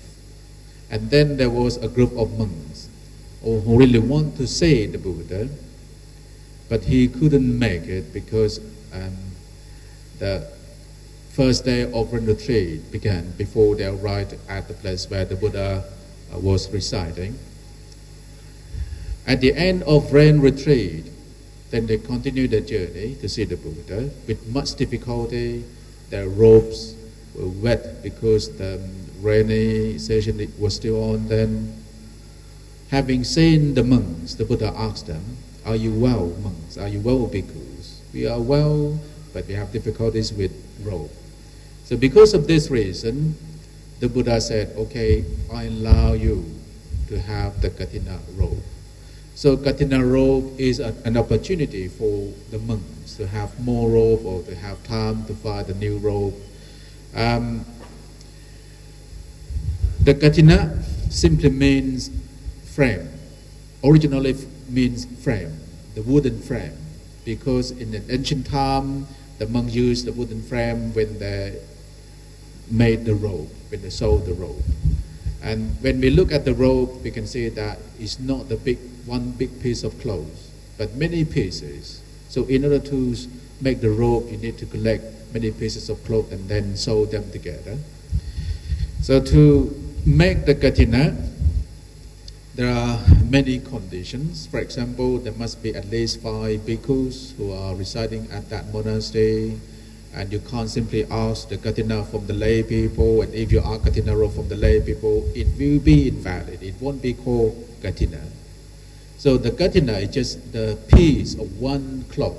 It can be the jivara or the upper robe, it can be the sankhati or the special robe, it can be antaravasaka or lower robe. So this is called Katina. So at the Katina ceremony, I need to move on to the procedure of Katina ceremony. So the interpreter, you can go to page 12. Yes, page 12.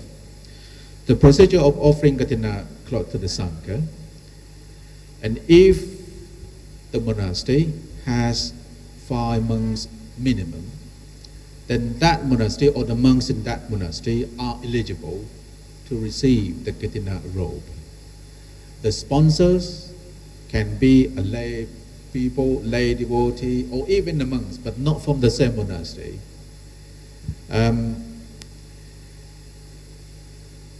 It will begin with offering the set of cloth. We don't call it Katina robe, a set of cloth, a Katina cloth. So we say in Pali language, Namo tassa bhagavato arahato samma sambuddhassa 3 times, and then in Pali, Imang pante sapriwarang Katina jivara tusang sankasa o no chiyama, etc. It simply means that, Venerable Sir, we present this Katina robe cloth together with its accompanying articles to the Sangha. May our Sangha please accept this Katina robe cloth together with its accompanying articles and having observed this spread the Katina with this cloth for our long-term welfare and happiness. So this is what we say in Pali language and Thai translation.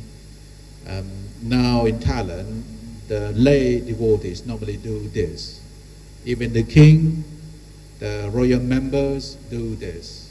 For the royal monastery in Bangkok, the king himself or the prince or the crown prince, the princess or any royal member, even the representative of the royal members will preside over the Katina ceremony.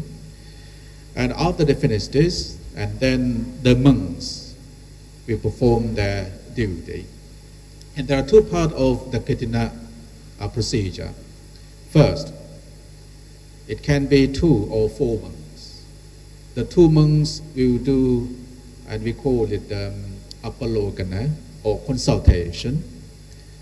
The consultation will be like okay, now we have the set of Katina robe, and this Katina of robe is not intended to be given to one monk, but to the whole Sangha. So let the whole Sangha members decide who is eligible for this Katina robe. And then the second monk may say, oh, I thought Venerable Professor Satri is eligible because he's good.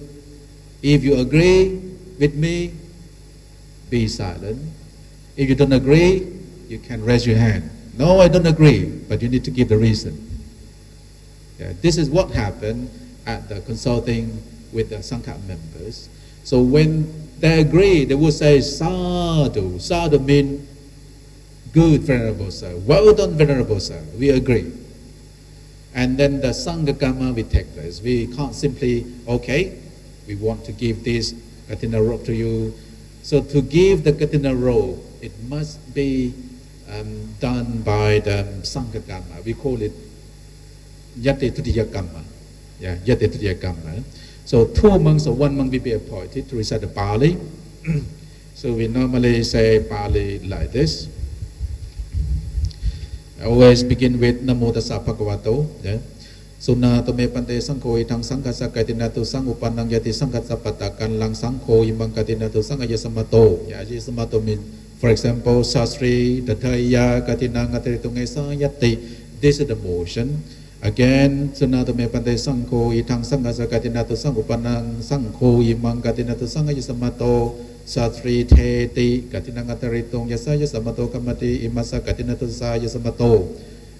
Sastri again, yeah. Tanang Katina Ngataritong So Tunahasaya Sanakamati So Pasaya Tinang Idang Sankena Katina Tusangaya Samato. Sastri again, Katina Ngataritong Kamati Sangasata Samato Nahi Ewa Mitang Tarayami. So we finish with this. Its main Venerable Sir made a community of monks listen to me. This Katina cloth has arisen for the community. The community give this Katina cloth to Venerable Professor Satri to spread the Katina.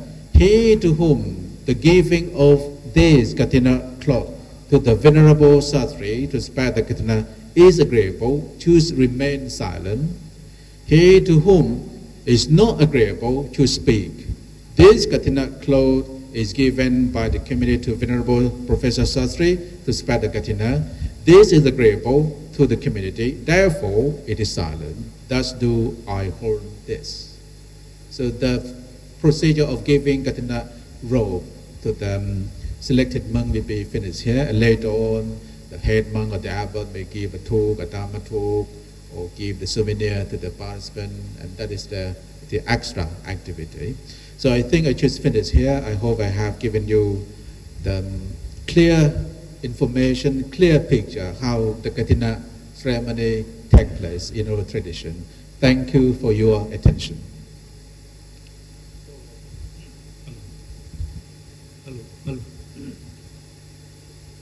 So now here ends the second speaker on the Sangha Kamma,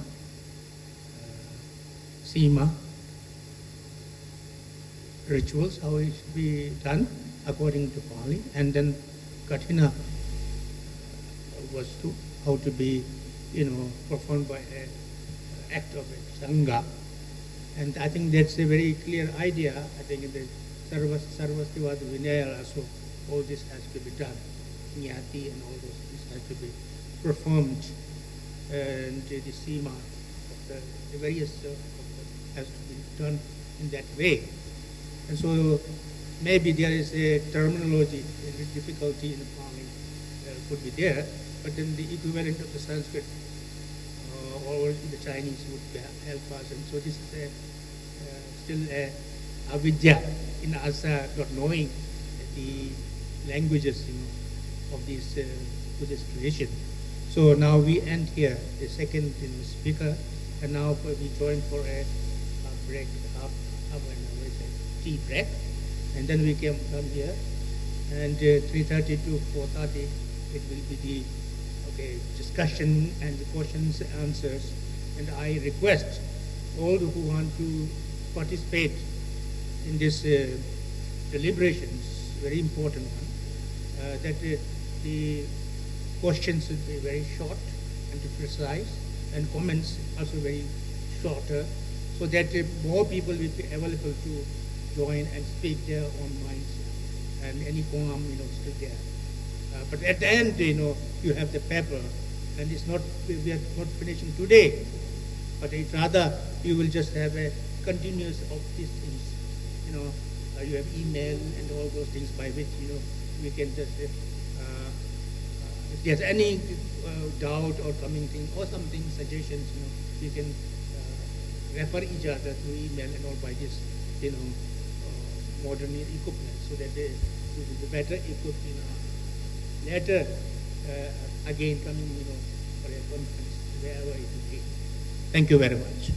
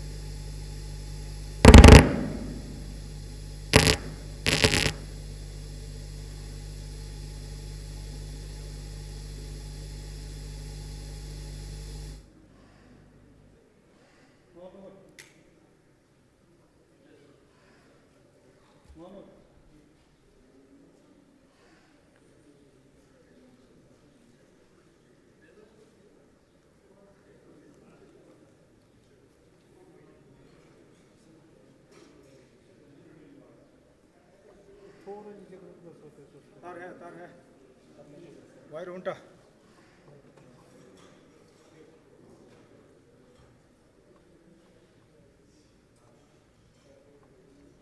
ಸ್ವಲ್ಪ ಮಂದಿ ಜಾಸ್ತಿ ಮಂದಿ ಬರಲ್ಲ तेज गुजरों में जुसर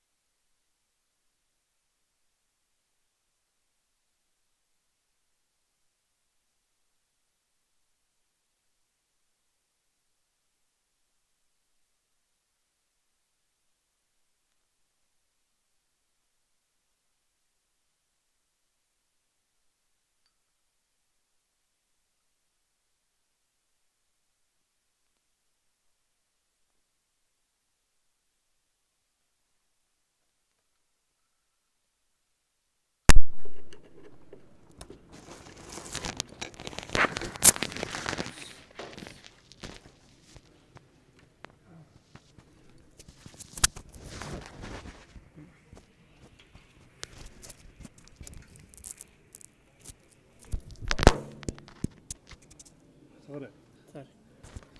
Shouldn't do that.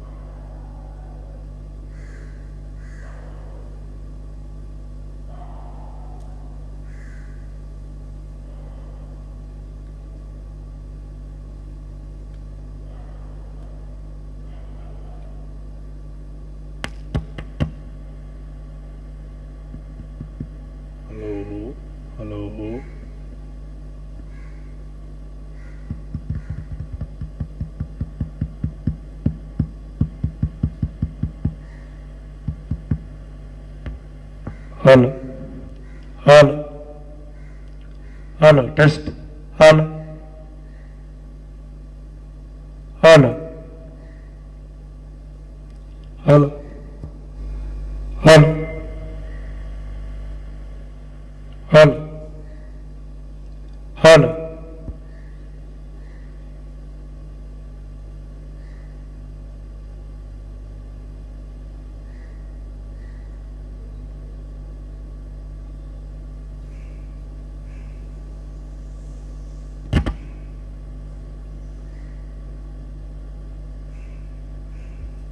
Hello, 1 2 test. 1 2 test. 1 2 test. Hello.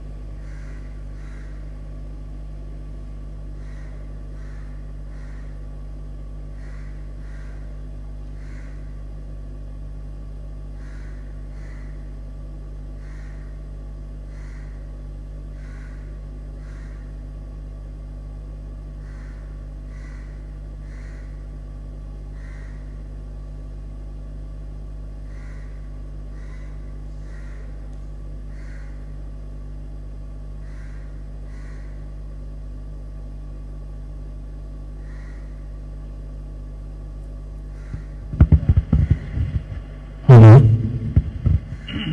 Hello. 1 2 3 check. Hello. 1 2 3 check.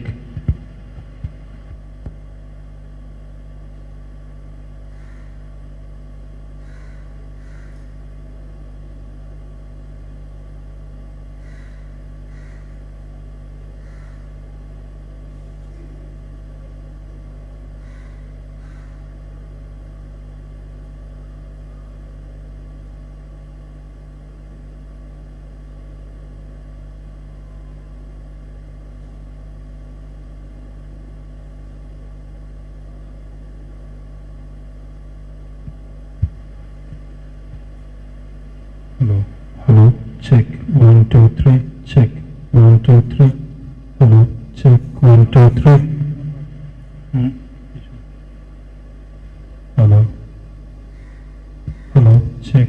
1 2 3.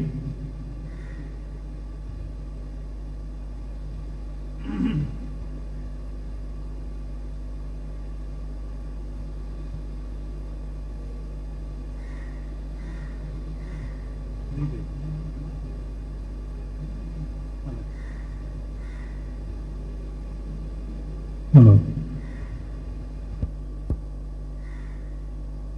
Hello. Check 1 2 3. Hello. Check. Hello. Check 1 2 3. Hello. Check 1 2 3. Check. Hello. Check. Hello. Hello. Check 1 2 3. 1 2 3. Hello. Check 1 2 3.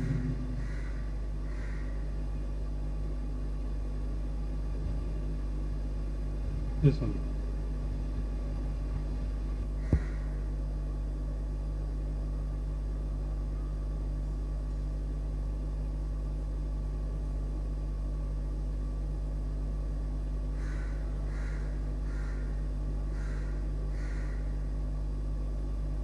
Hello, check 1 2 3. Hello, check 1 2 3.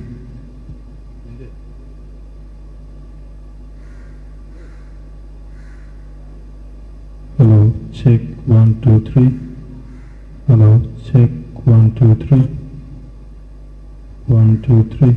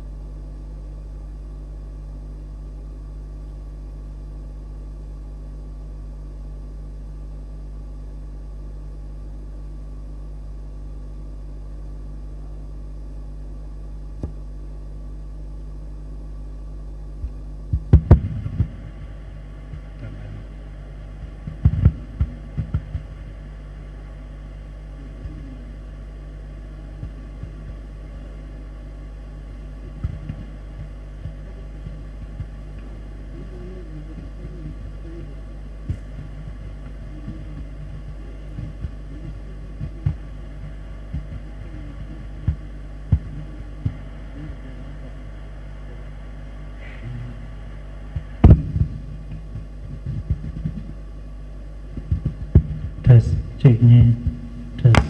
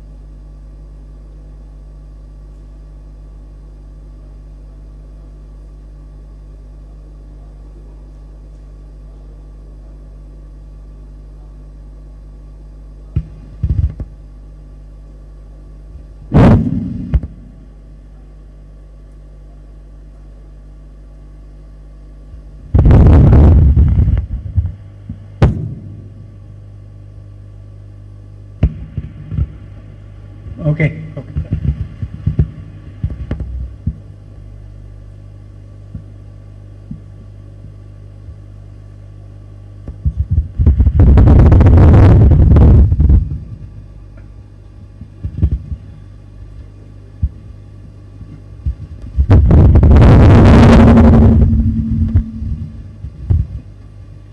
Tajamne ke de dom ka shuro je ta dini jiwa tilen dang dokju ke ane manzo chamdi lepdi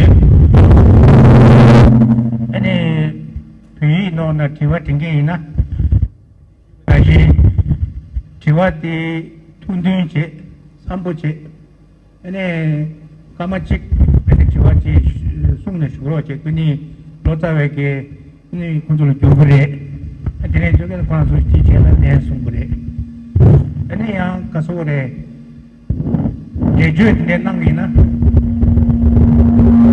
ni ma de maro na se yi shuji je she juni je ka ro de ane mi thang ma lo la ane kasore ko ka bi ma che du ane kasore jiwa mangbu tang ge do na mi re re ne jiwa re re na no na so yi ya jiwa nang ge mangbu men do na Miji ki tiwa yin dang dana peche tiki tu shu yin. Jaya ni wana ta danda guzu shu yin. Now this is a question and answer and comment session. So as before I have requested, the question should be short and the monks who want to ask the question in Tibetan, then he may be or given a 1 minute lapse for the translators to translate for the person and the two speakers here, and whoever want to question any question, then please to whom you are going to, whether Bhante Sivali or Paramaha, to whom you are going to ask question, that should be made very clear. So now it is open for discussion and question and session. So, I have two questions to Bhante. The first one is related to the Sema ceremony. Usually the boundary marker has to be more permanent, but you mentioned that we can use ant hill or like Bodhi trees, Bodhi leaves as the boundary markers. Did you say Bodhi leaves? But if a body leaf, let's say, is rotten after 2 months, then the marker will disappear, or ant hill, let's say, is wiped out by animal or something, then the boundary marker will be, completely disappear. So how, in this case, how we can resolve this issue? 我用中文讲一下，就是说，他说在做结界的时候，可以用这个蚁丘或者是菩提树的树叶来做这个。结界的这个标志哈，但是说，如果是说这个树叶2个月之后烂掉，或这个蚁丘被动物踢走了，那这个整个结界的这个就不清楚了。我看他是怎么回答。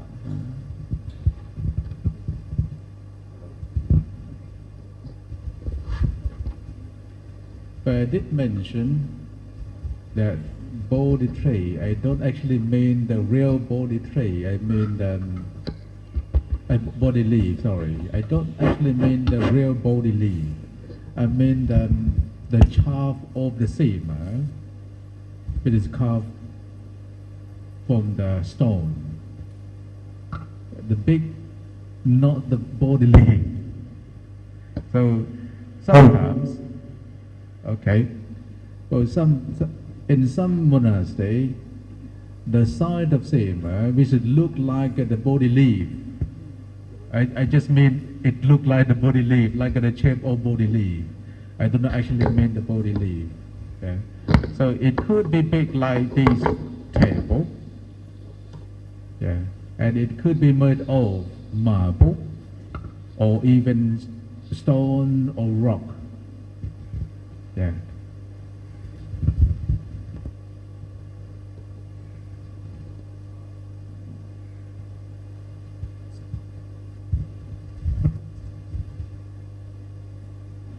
My second question.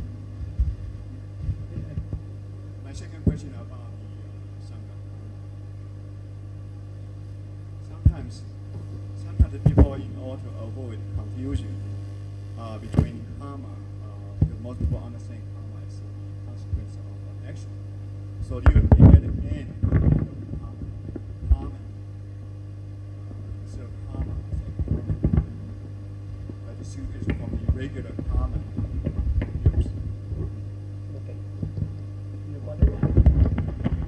So instead of say common, we say common. That will distinguish it from the regular karma, what people understand as a consequence of action. Do you agree with that using common, use as a karma, instead of Sangha karma? I got it. And karma is spelled in Sanskrit, whereas kamma is Pali. In Thai language, we simply say gam. Yeah. In Pali, kamma. In Sanskrit, krama or krama.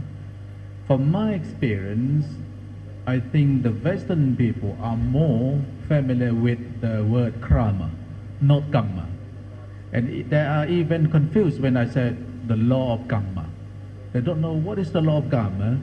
When I said, okay, K-A-R-M-A, krama, oh, that's krama. So we need to make it clear, it is Pali or Sanskrit, and if you say, okay, this is spelled in Sanskrit like krama, this is gama, krama, gama, they actually have the same meaning, but you have to make it clear. And this can, of course, can cause confusion. Yes, I know this, it may cause confusion, but in order to avoid this confusion, we have to make it clear, and if you are among the monks or people who are familiar with the Sanskrit word, we better use krama, even dhamma. Dhamma is Pali, dharma is Sanskrit. Yeah, okay? Thank you. Next question. Good afternoon. And me ge tua dansa ge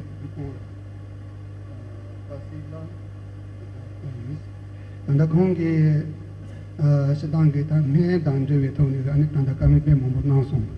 Pichidi, and that Zamlegi Namaya, Chidam Momotu, don't you? The Nalia, so what is Senki Nazada, Plebig Nazada, anything Zamlegi Nalia, Ranshimo would jab them. Tindiki Kanga Neda Mamoshu is our younger years. The Tolia, Danganzo, and the Queen give me go to that takes the teacher. He told you, Manzon, no, you be doing Missy, don't let you and Talanda. We can do, and that solution, there's a problem. And the mental illness, and brainstorm, and more society, new generation. What we can do, the Buddhism and solution. Let me translate the question. This is to Sivali Bande, and in your presentation, you mentioned about the study of medicine, and also you speak about the psychical and physical two types of medication. And so his main question is that even in Buddhist community, and especially in the whole world, now we have more and more cases of suicide and brain problems and so on. And so this is a new challenge for the Buddhist community. What can we produce or introduce any new measures or any new methods or remedies to reduce the level of suicides and the brain problems in the world through your study of medicine and Vinaya? Too much ego, it's not so much clear, but I got the point that Venerable Pitamaji asked about. Actually, for suicide, there are some in Vinaya Pitaka, there are some incident happened in Vaisali that some monks suicide attempt. They made a few attempts. Even one monk called Vakkali tried to attempt suicide in one occasion. There are several other monks also for such. That is actually due to some reason. They may not physically suffered, but due to it's a lack of understanding of Dhamma at that time. Maybe they were not much dedicated for practicing meditation at that time, so they started some kind of quarrels between Sangha, so they tried to attempt suicidal. And actually here what we mentioned Buddha in the psychical development, as Buddha mentioned, it is a meditation. It's a meditation as the pure treatment, and that is the most practical medicine that one can obtain when he practices the Dhamma. Is the meditation as a medicine, is a pure path to get rid of all kind of mental pains and all kind of mental, such as suppression, depression, as just mentioned, depression and the tension and that mental afflictions, such as. So the Buddha mentioned various kind of meditation objects for such patient. Whenever one monk or the upasika come to Buddha, he first read the mind and what is going on. He's raga chitta, or the lustful mind, or the moha, or the ignorance, or dvesa, or full of dvesha, means anger. So because these three things are main: raga, dvesha and moha. Raga is the lust, or that kind of affliction, attachment. Dvesha is mind with anger. Moha is ignorance. So these are the main things to be understand. So for suicide attempt, actually Buddha mentioned people, the monks, they practice meditation. This is the only solution for that.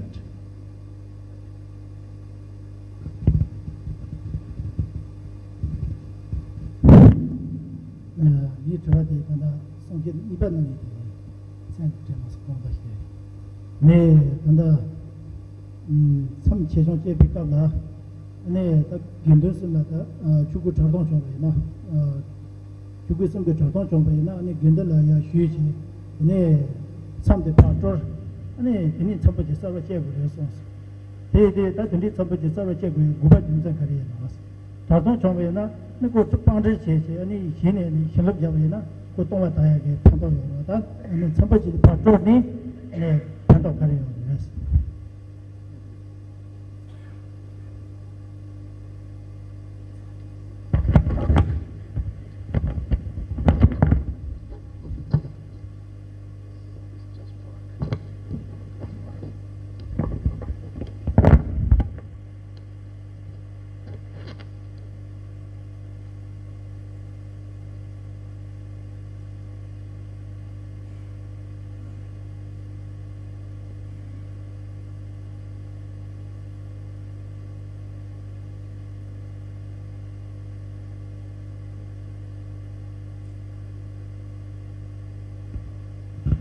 Well, this is the procedure to authorize the new SEMA, and according to the Vinaya,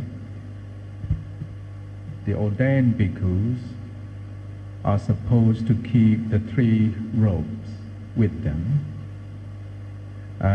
unless at the end of Katina ceremony, and then you have the privilege to travel without taking all 3 pieces of robe. In our tradition, before we authorize the new SEMA, to remove the Tijivara boundary is the procedure. It's like, okay, perhaps in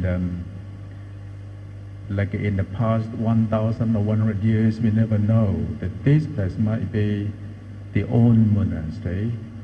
So in order to avoid the overlapping SEMA or boundary, we need to perform the Tijivara Vipavasa SEMA to remove the Tijivara boundary, and then we are able to authorize the new boundary or the new SEMA. So I still don't get the point. What is your exact question?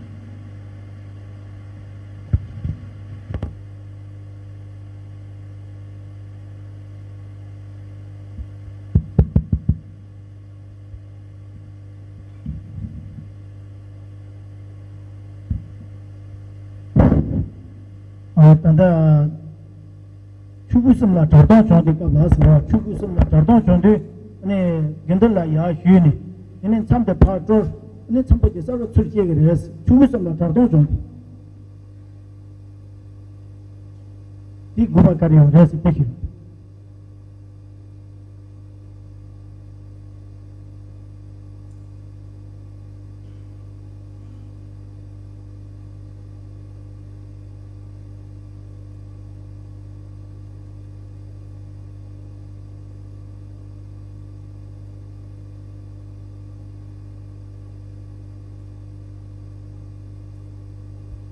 Okay, yeah. Well, in our tradition, yeah, you don't need to break SEMA, but you break the rule, you break the monastic code. And for example, if you have left one piece of robe outside, so you break Nisakaya Pajitiya. So in order to compensate this, you need to confess yourself, you need to hand over that robe to a friend, and then you give it back in order to compensate this. Yeah, I think I get your point now. Okay? 나 그런 대송도 네 도동 정보에나 이 치르주 체도에 참부치 사와 체고 그래서 라메스 아니 참부치 사와 닝보 되게 되면 시보다 사와 수요다버야 이 초에 내를 대비 진행 되게 자동 막고 주고 그래서 그런 딜라비스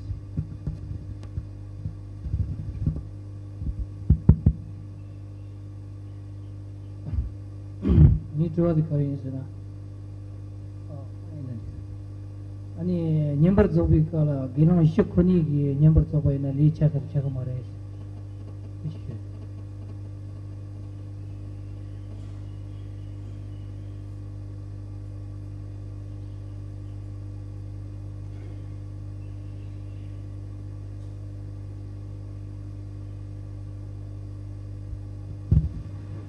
Well, according to our tradition, 4 months are not enough to perform the ordination ceremony.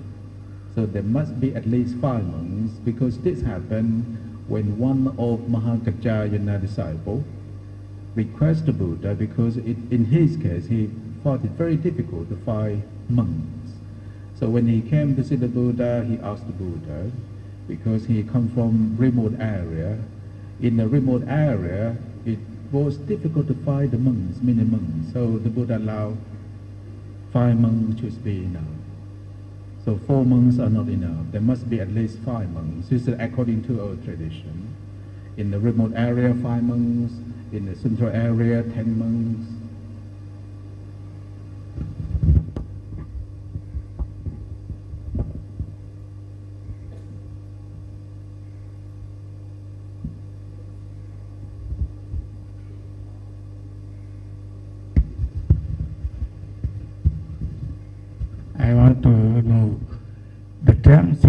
call it enzima, whether it denotes just jurisdiction of the monastery or a jurisdiction of the entire monastic system, not to be trespassed by the lay people. What's the purpose of marking the boundary? Yeah, I hear what you said, but I don't actually hear what you said. Yeah, the sound, yeah.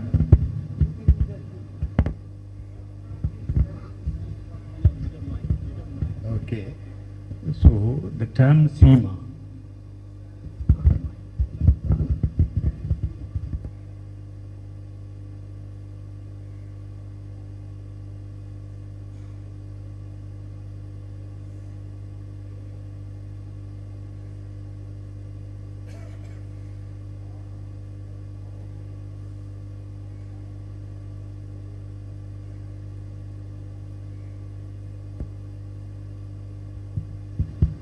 So it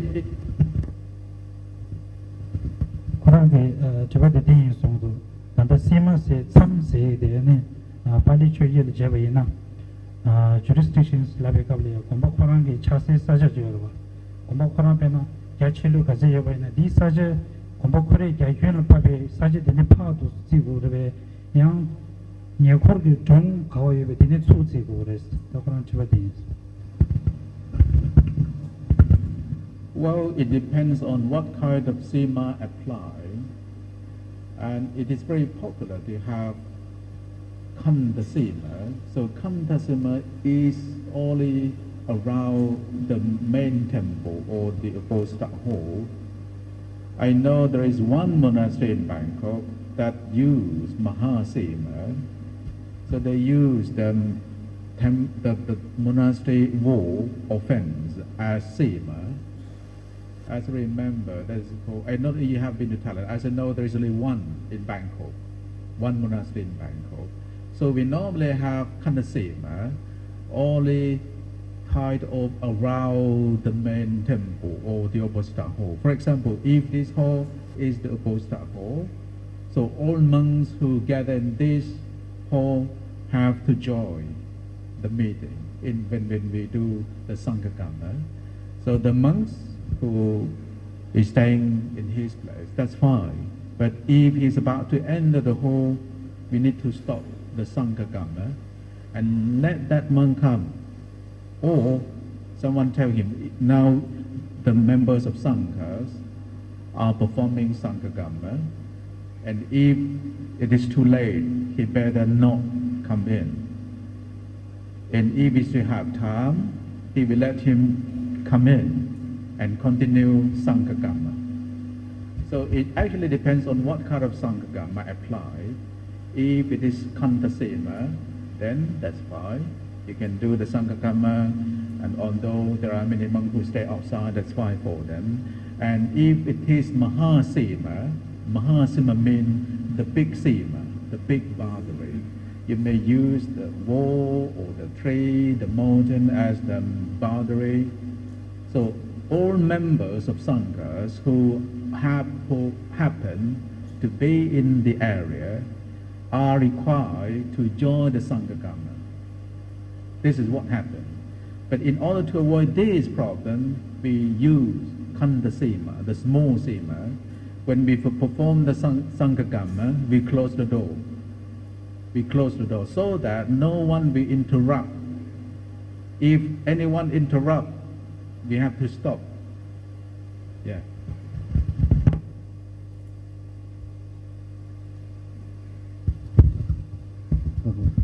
Hi, Vinaya. Joy.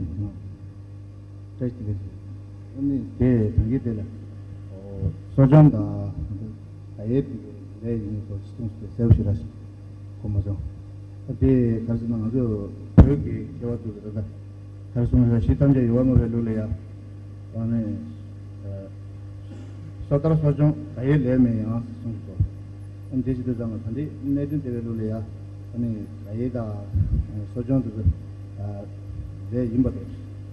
De mares. Isi le nuti le imbade. Mr. Ayeda sojon. Ado sotara 소다가 아주 네 시담제 요마벨로라 아니 소다 가에다 소중 내 많이 했습니다. 그렇게 어디 안 된지 내된 대로래야 네 레인 받아 오송서 내 말에 레인나 레인 비준데 세워 주송 그렇죠.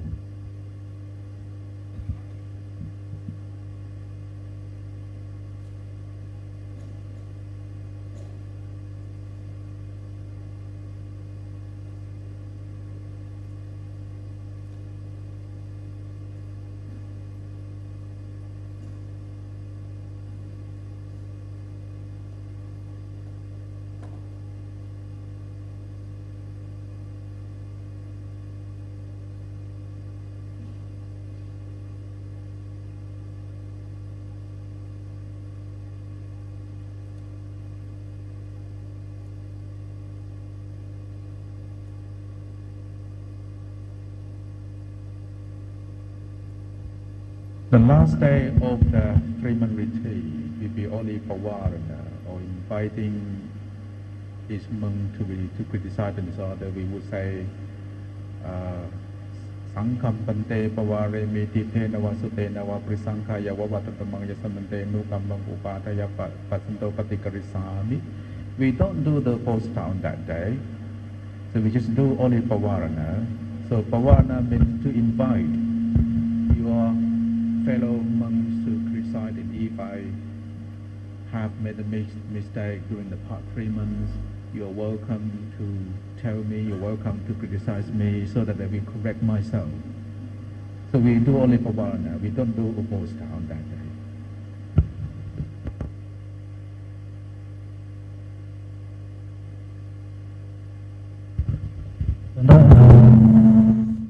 소종 가액이 초과돼 소종 말했습니다. 그런 내된 대비 시작제로이나 세수 소종 말했습니다.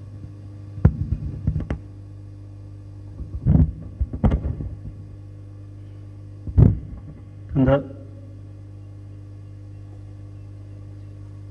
응답하셔야 돼. 근데 저당 공부 강도 생각가 리지코티 근데 리지코티 강도 공부 생각 지바이나 당나롱 고등으로 지놈이야이나 저당에 다 리지비 근데 좀 모시되 니스자정으로 지든지 송송 대인데다 당지 예범의 대한 능지 진보 로빈 인디도 자와 시자치야 이나다 좀 모시되 시주 무슨여라 경로마 인물이 시주 등의 송데 아니 대라 때문에 중고와 등지 용데 아니 많다 아니 대왕 시주 시험바 경디 레치비 좀 모시 시주 시험이 등지 고송여라 대인데다 디고라 아니 당게 강고송한데 만라와 등지 차듯이 대간데나 COG solo non si è dice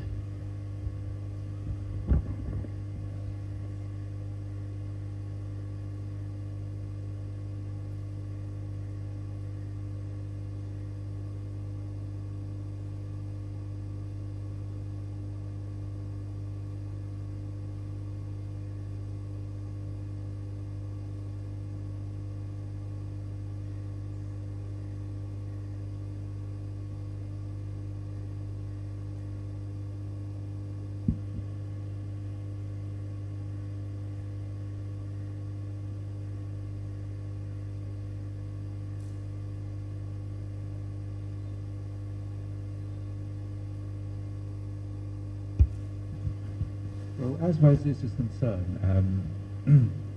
we don't have an activity with the bhikkhuni, yes. So perhaps I don't see this in the Tipitaka. What I can say is 4, 5, 10, and 20. So according to our tradition, 20 monks are allowed to perform all kinds of formal act or sanghagama. I have never heard that, and in that sanghagama, like you mean to give the provision to bhikkhuni, so it requires 40 monks. I'm not quite sure, perhaps on the Venerable Sivali, or I don't know, I have never heard this. Only 20. Yeah, 20 up. Yeah. So may I repeat the question for one?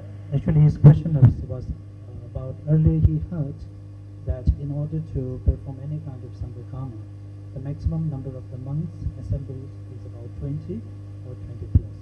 But according to Vinaya Sutta by Gunaprabha and his studies, he found out that there are even some Sanghakarmas which require more than 40.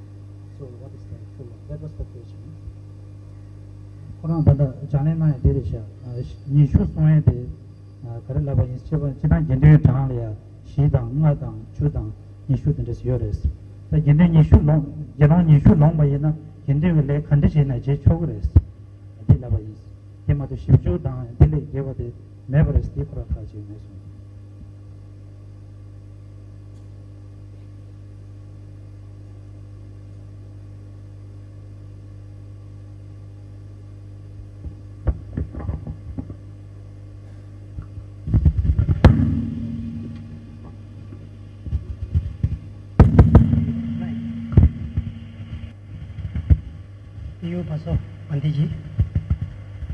My question is related to your topic, Sanghakama, Katina and Sima ceremonies.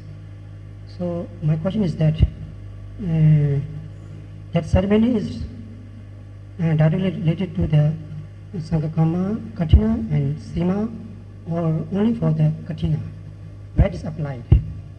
And one more thing I have to add here, that is that what is the literal meaning of Katina?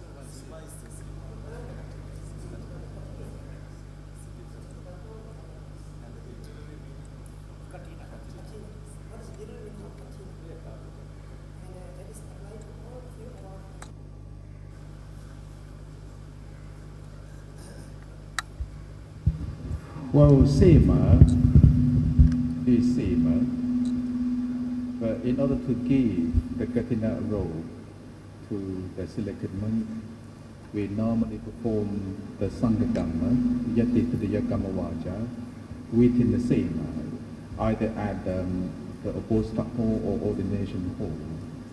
So the place where the Sanghakama or the formal act takes place needs to have Sema. So Sema is Sema, and Sanghakama is something to do with Sema. This means the Sanghakama needs to be performed within Sema. And then the Katina. Katina is the Pali word. Katina literally means frame or wooden frame. Yes, wooden frame. Yes, frame. Yes, frame. Yeah, wooden frame. But Katina also refers to the piece of cloth. Yeah, like there are three pieces of rope, but only one can be regarded as Katina.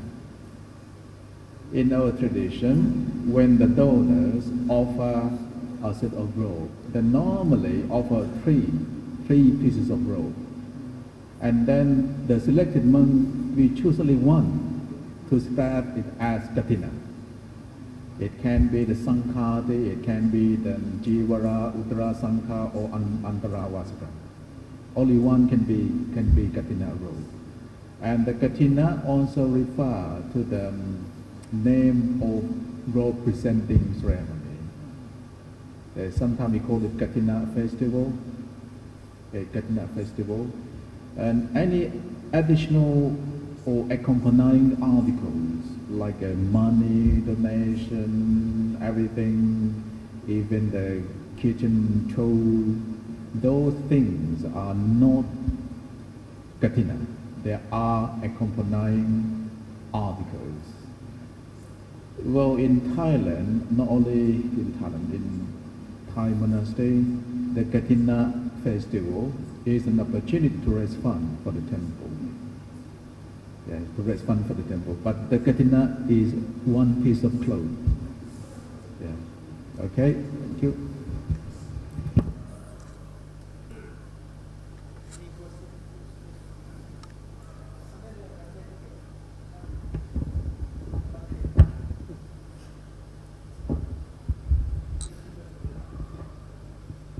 Namo Buddhaya. My question is to Venerable Sivali. In the medicine list of medicines that are allowed, there is mention of raw meat and blood offered for the sickness which are not human. May I ask to throw some light on this aspect, Bhantiji?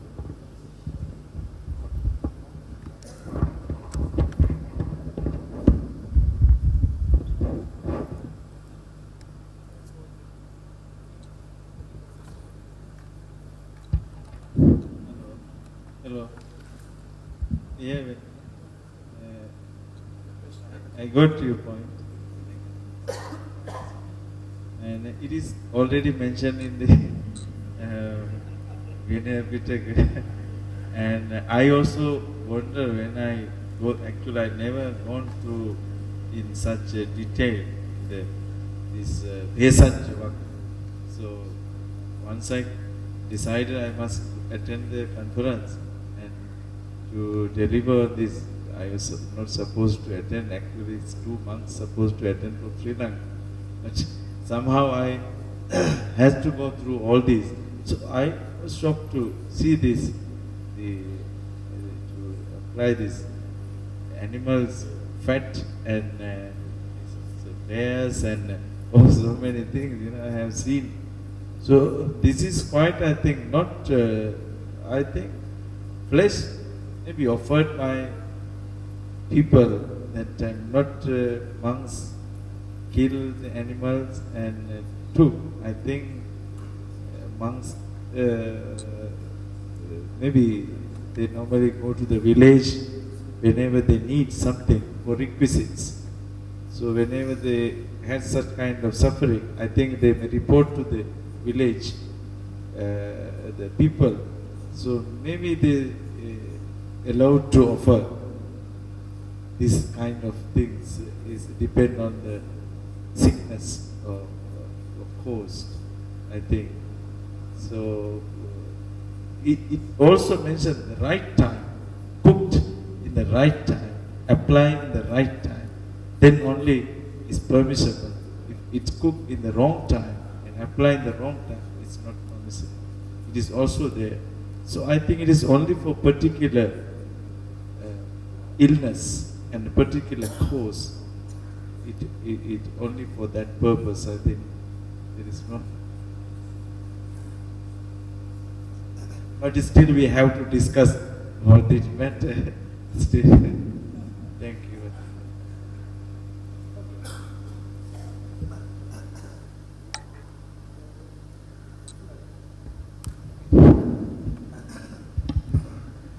Ni tanda chwa de yan kong la yin. Ichi di kong ki tanda tandwa ko la setang domba ma toba toba sheba, toba mi nyamba, nyamba shi jizo. Ani je sojong dang, gaye dang, ani tsam dang, danji tabla leche dang do rumba tsum, iha zhong la kasi wo sun sung. Ichi di sajang de tanda dan ma nete dewe lune. Ani shi kechi mo shivu zigi yore se, ani te tingi yore, tang anzo pe juu no ten na la, ani sajong tenye dusu tesi, daze yi ki ta shole dusu taga yo ma re se. Otili kona kasi wo tong sun sung. Te chi di tsamba le ya, manzo sajang tunya ki gyuden do da kare re se na, ya ken len, ani gaye che sajang te, ani jongji dan do yor ba. Dawa mongbo chi le ya jongji dan do che. Ani te tse indu wo rwa. Te chi di tsamba, di sang shin su wu na la, manzo gomba kao mambo shi wu ji, 정신 단단히 쳐대요 봐. 정바 단단히 가서 칼 쳐대와 손자 단단 참줘야 되자다. 이 사장 때니 정지도 뭐지 긴도도 땅샤보이나 니마기 기빠도 사장 때문에 기빠도 따다 되게 요하래도 되게 요 말해서 His question is to Pio Basubande, and in your presentation you really give a very detailed account of the Sangha Karma, Katina and so on. And I think you also mentioned that Katina is one of the very important ceremony that you follow in your traditions, especially the Theravada tradition. And in Tibet, we no longer practice that nowadays due to different circumstances. And his view is with respect to why we do not practice Katina in Tibet. So the main reason for Katina practice is that after Katina practice, so in ancient time, during Buddhist time, the monks wandered to different places for about 3 to 5 months, drinking only at 3 sets of road. And nowadays the monasteries were located and situated in nearby cities, towns, villages, and if the monks were led to wander as during the Lord Buddha's time, then he felt that the very purpose of Katina will be broken. So that is his idea. So what do you think about that? Well, the Katina is not a must. That is not a must. It's rather a tradition. The tradition of giving a new robe to the Sangha. And now it is a tradition of raising funds for the temple. So I agree that Katina is not required by the Vinaya. Although you don't do the Katina, you do not break any precept. You do not break the rule. But the Katina is an extra permission by the Buddha, and if you look at the primary purpose of Katina's family, in fact the Buddha wanted to help the monk, and because during that time it was difficult to find a robe, and then it would be better if the monk can show their unity and harmony by helping each other, and if there is one monk and whose robe is old or damaged, perhaps the new robe should be given to that monk. So this is the primary purpose of Katina ceremony. And again, in Thailand and also in other countries, the Katina ceremony is preserved to follow the tradition. It's not a must. It's not the thing that you have to do. It's not the requirement from the Vinaya, but we have done this for a long time, and it is very popular among the lay devotees. And now the Katina is the method of lay people. It's the method of lay people. In the ancient time, even at the Buddha lifetime, it was the monk's affair. It is the monk method. Now it is the lay donors' business that they want to support the temple on the Katina occasion, and then they try to raise funds to support the temple. Okay, thank you.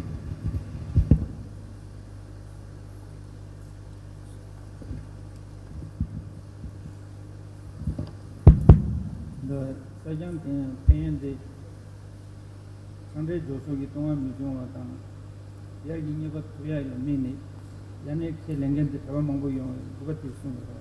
At 1019 from the Sungi over Ina Sajang de Tawanga is in a Ingni, Sajan Ting Gelon to Pasu, Lumako in the Chick, Tawanga is in the Sumako, Paduro. They drew Kabla Sajan de Paru de la Sajan Jig Gujun, Sajan Jiva Siro. Is Sivaina. Sapajo Gelon the Sajan Jibati Makimba Yina could the Sajan thing of paying Sunday Joseph to the Majuma younger young Maricare.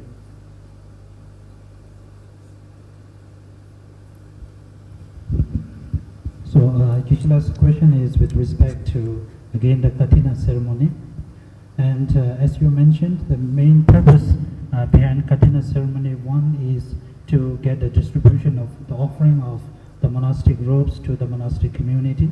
And another one is there is a huge allowance during the Katina ceremony, the 3 to 5 months, that the monk do not need to restrict it to the normal disciplines with respect to bringing the 3 sets of robes every time, you know. So these are the relaxations that you get. So that is on one hand. And if you wanted and go to another villages and faraway places, in some cases there may be cases that the bhikshu, the certain bhikshu has already break the code of Katina, and he is no longer one of those eligible to enjoy the, what should I say, the privilege of Katina. And for that, sometimes it also happened that that particular monk may not be aware of himself or herself that he or she has broken the Katina ceremony.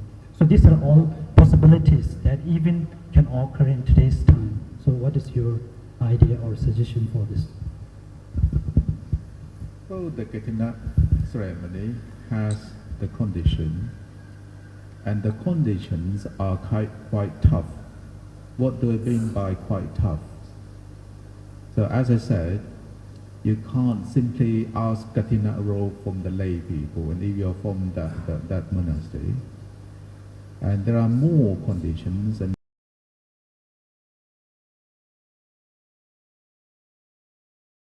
Katina robe is invalid, and then there will be no privilege. And in the tradition, the monks will have horns. Perhaps in the tradition we have fun. We have horns of the Katina ceremony. You have horns to travel without a piece of rope.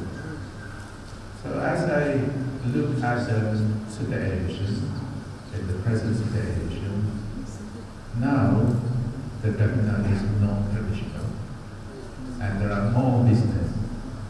Yeah, there are more business. This is the truth. There's only some temple, only some temple can preserve this tradition according to Vinaya. But most temples, most monasteries simply do Katina for business. I say one monk can say, oh, we have Katina. And I ask them, and why you call it Katina? Oh, I know what is right, what is wrong. But I just do it to please the lay people. It is not regarded as Katina, but they call it Katina. You know why Katina? And because by saying Katina, it will give rise, it will give more donation. Because people like to make donation. So to me, this is not correct. This is not correct according to that Vinaya. And it's happening more and more. I'm from the monastery. We are quite strict with the Vinaya. And if there are less than 5 months, and then that monastery cannot have the Katina. You can have the robe presenting ceremony, but not call it Katina. You can have the robe presenting ceremony. You can have mandatory festival. We call it mandatory, but not the Katina. So this is quite important.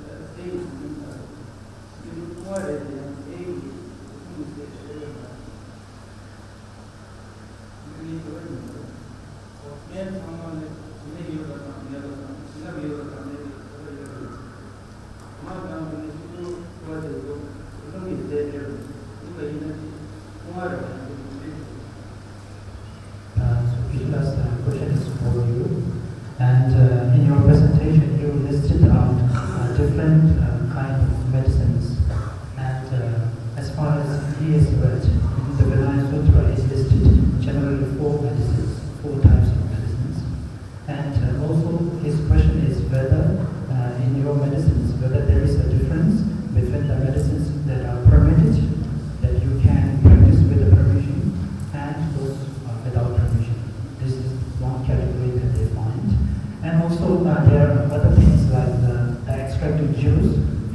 certain foods and or milk and those things.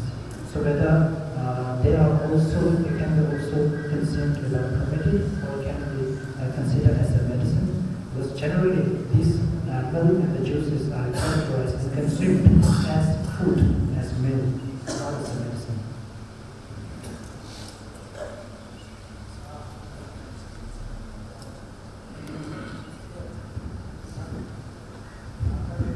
Yeah, thank you.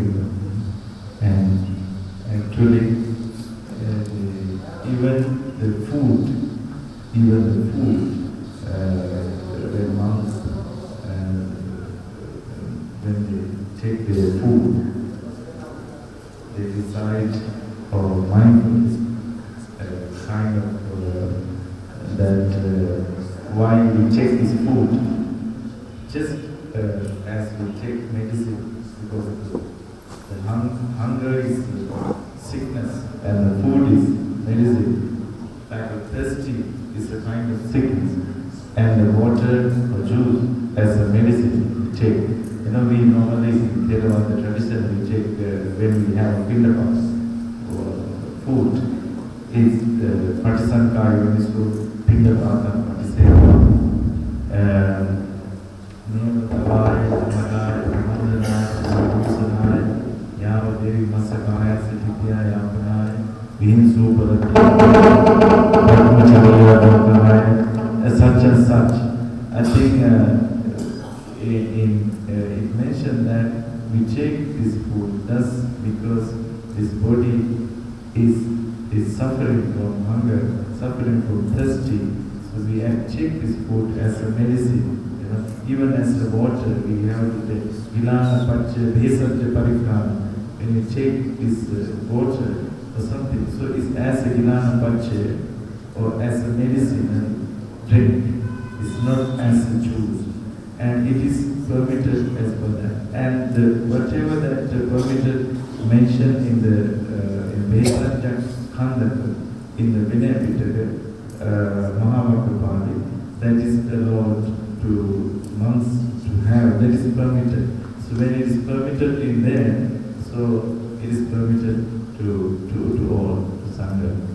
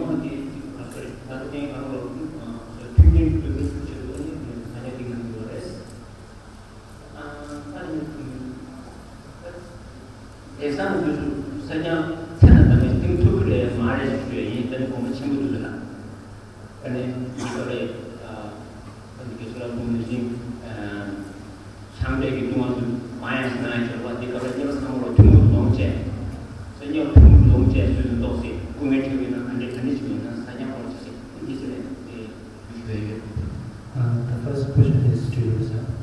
And it also with respect to Katina ceremony again. And you clearly mentioned that it is allowance prescriptions, which means it is not mandatory to practice Katina.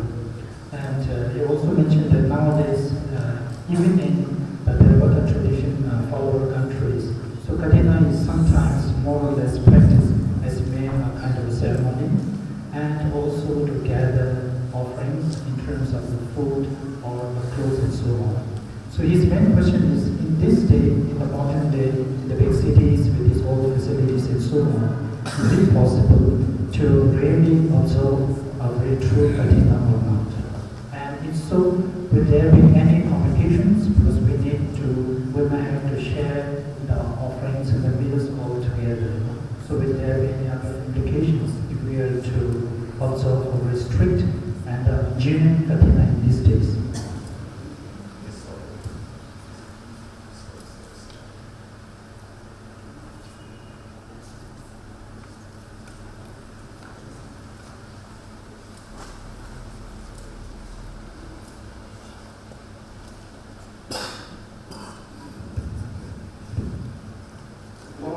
in some monasteries, they are very strict.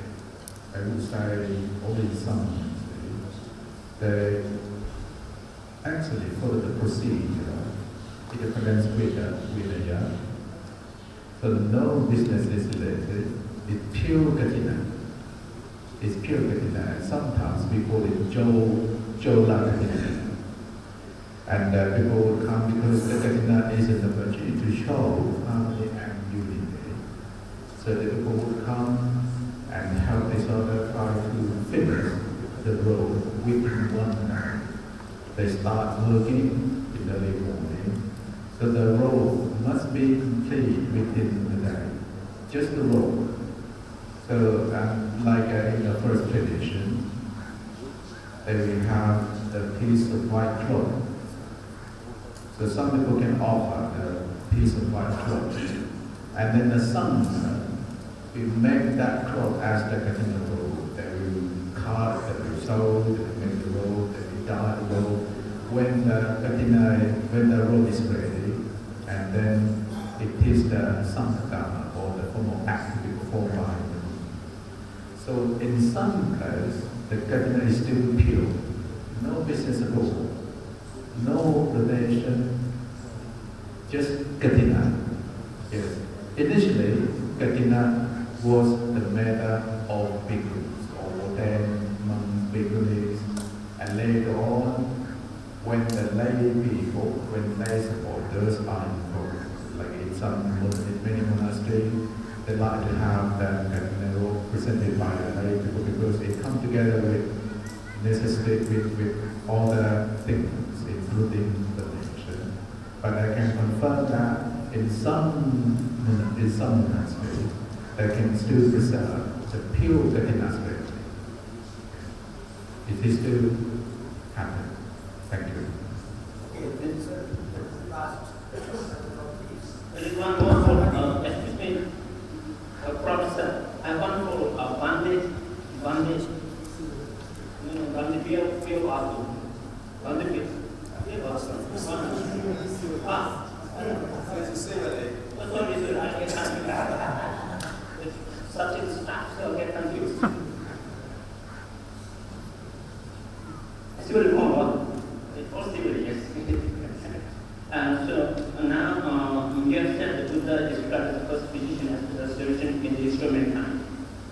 But it some is related community Vinaya. I'm sure I'm good. That's remember I'm good as Punja. I'm saying that the review on the near how the Mangu Vinaya. I'm using the moon and I'm big. Silan is the Dinam, something never review your day. The name, the word, briefly, fivefold clinging to existence suffering. That doing yes under Catalia, the man all of whom I was doing a horse in it. And if you don't know, and I do step in, Kumar Master was a me and I Zimmer for this function. And the Netta was to the on the Europe was the Australia. How are you break? You don't know what's So, whether this question is to you, Serajey, and the first one is, you have said that Lord Buddha is the first well-known physician as well as a surgeon. And his question is, maybe due to his powers, miraculous magical powers, Lord Buddha might have cured very difficult illness and so on. But his question is, whether Lord Buddha has really done some serious operations, like it's done in modern hospitals, like operating with a surgery knife and so on, with anesthetic and so on. So whether Lord Buddha has actually done it or not, that is the first thing. And the second thing is, at the first page of your presentation, you have listed the age sufferings, that the birth is suffering, decade is suffering, and you have used a different translation, which he feels is quite similar to what we have in our Tibetan, that the 5 aggregates, the physical aggregates, is actually a suffering. So his question is whether it is same as our traditions where we refer the whole 5 aggregates as the actual suffering, or is it a different way of your translation? Can I say the difference? That's last briefly the 5-fold clinging to is suffering. So of course this is talking about 8 types of sufferings. So in Tibetan we have Dona Nyawara Dumeo. That means just part 8 is suffering. It's not talking about clicking, pipe clicking something. So there's some slight different translation or I believe it's Yeah, but thank you. I got this one. And this is the first thing. First thing is that you mentioned about a surgeon. Yeah, because there is one incident in one certain village, one person was blind, and people was trying to. Blind means he couldn't see properly. They're not totally born blind, but people try to make him understand the light exists, but they fail in the village. They try and argue, but they fail. He told the response something like. So then there was a Buddha in certain village. They took this person to Buddha. Buddha was with the physician. And then Buddha examined his eyes. Buddha himself, he examined his eyes and asked the Jivaka, please go and check once again. He got something wrong with his eyes. So please do the needful. He needed a certain operation, certain surgery for his eyes. And then Buddha advised these people, you should not argue with this person. You should treat him with his eyes. His sickness. So once he got cured from his eyesight, then no argument need to prove the light exists. So he can see himself, can witness. So he asked Jivaka to do the operation. After 3 months, he got cured. He got sight, and his doubt was removed. It's surgery. So Buddha examined properly. So this is so he knew what to do. In certain things, he asked the Jivaka to, even the way the monks are in such a situation, instructed what to do. He did it. He personally attended one monk, but I have mentioned it. So this is, so he done something. So there was no equipment as such, but maybe actually people used something, tools, of course, in that time also. Because this suffering at that time also the same, maybe not much developed, but there was something to do such kind of small operations. The second question is that the Jati Vidukho, Jara Vidukho, Vyadi Vidukho, Marana Vidukha, Abye Samprayoga Dukho, Bye Viprayoga Dukho, then Yampincha, Nalabadi Thambi Dukha, Sankite Panchupada, Nakhanda Dukha. This is, in brief, 5 aggregates subject to suffering. That is actually subject to suffering. Sankirtan, Panchupada, Nakhanda Dukha. This is what is the 5 skandha. So this is, I think, because this is in the very first teaching in the Dhammacakra. So I think both in our sect, I think there is no different. I think it's the same. Maybe little bit translation were different, but the meaning is as it is. Thank you.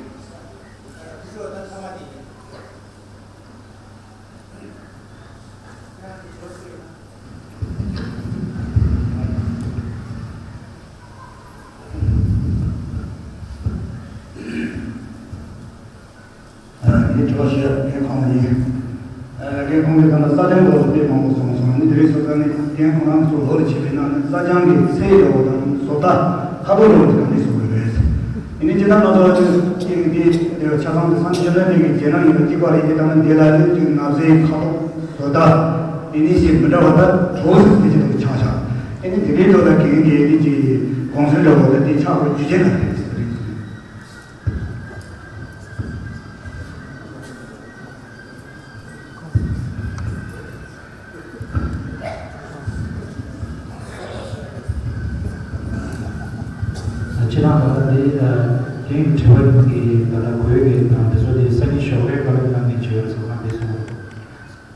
his question was, we discussed a lot about katina, and you also said katina can be referred to a piece of cloth. So if it can be referred to a piece of cloth, what is the size and the color and the shape of katina? So he wanted to know it. And he said that even though we are all the same followers of the Lord Buddha, originating from same Vinaya Sutra, but we have different robes, different colors, so a different way to wear our robes. So how do you think that all these differences originated?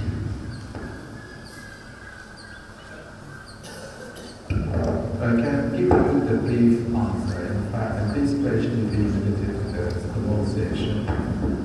And although I will see the kind of role here are different, and the Buddha did not say that the monks have to be only one same color. So he did not allow 6 colors. Apart from those 6 colors, like black, pink, purple, white. So the other colors are allowed.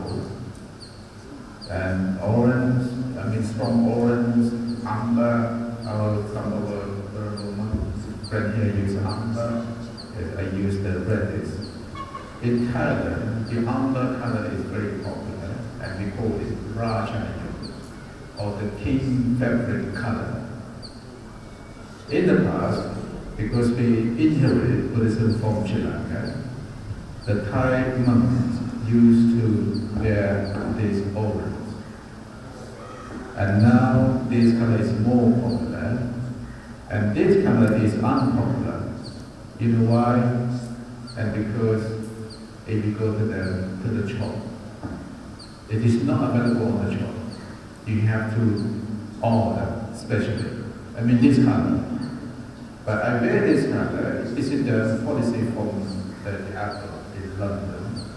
Whenever we wear this orange, or even the amber, when you walk on the street, the local will all wear clothes and call us Hare Krishna, Hare Krishna. But if you wear this color, then no, you might be a member of Tibetan Buddhism because they're familiar with this color. So quite often we are called Hare Krishna, Hare Krishna. Yeah? But when I wear this color, then understand that I might be Tibetan. Yeah? So tomorrow, I think you will get more detail from the Jiva. Okay, thank you. So now here today ends the question and answer session and comments. Now there's an announcement. There will be group photo session, and then particularly the participants group photo. And after that, all the participants from outside will have a small culture of this Vihara. For someone living small. You know that what you have here, especially the school, especially the other assembly hall, and also library, and likewise. So that would be a round tour after the photo sessions. So Nada Dijela, someone yang perlu kuat sekarang, ini software macam slow yang kuat sikit. And Dijela, slow the pengen, ini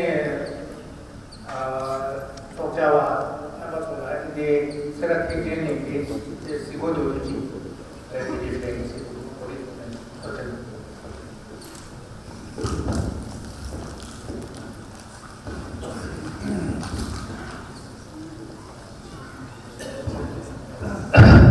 Saya tadi langsung macam dari ni tampak hal lebih jauh sungguh. Ni tampak jangan ada, jawab ada, tangga hal lebih jauh sungguh.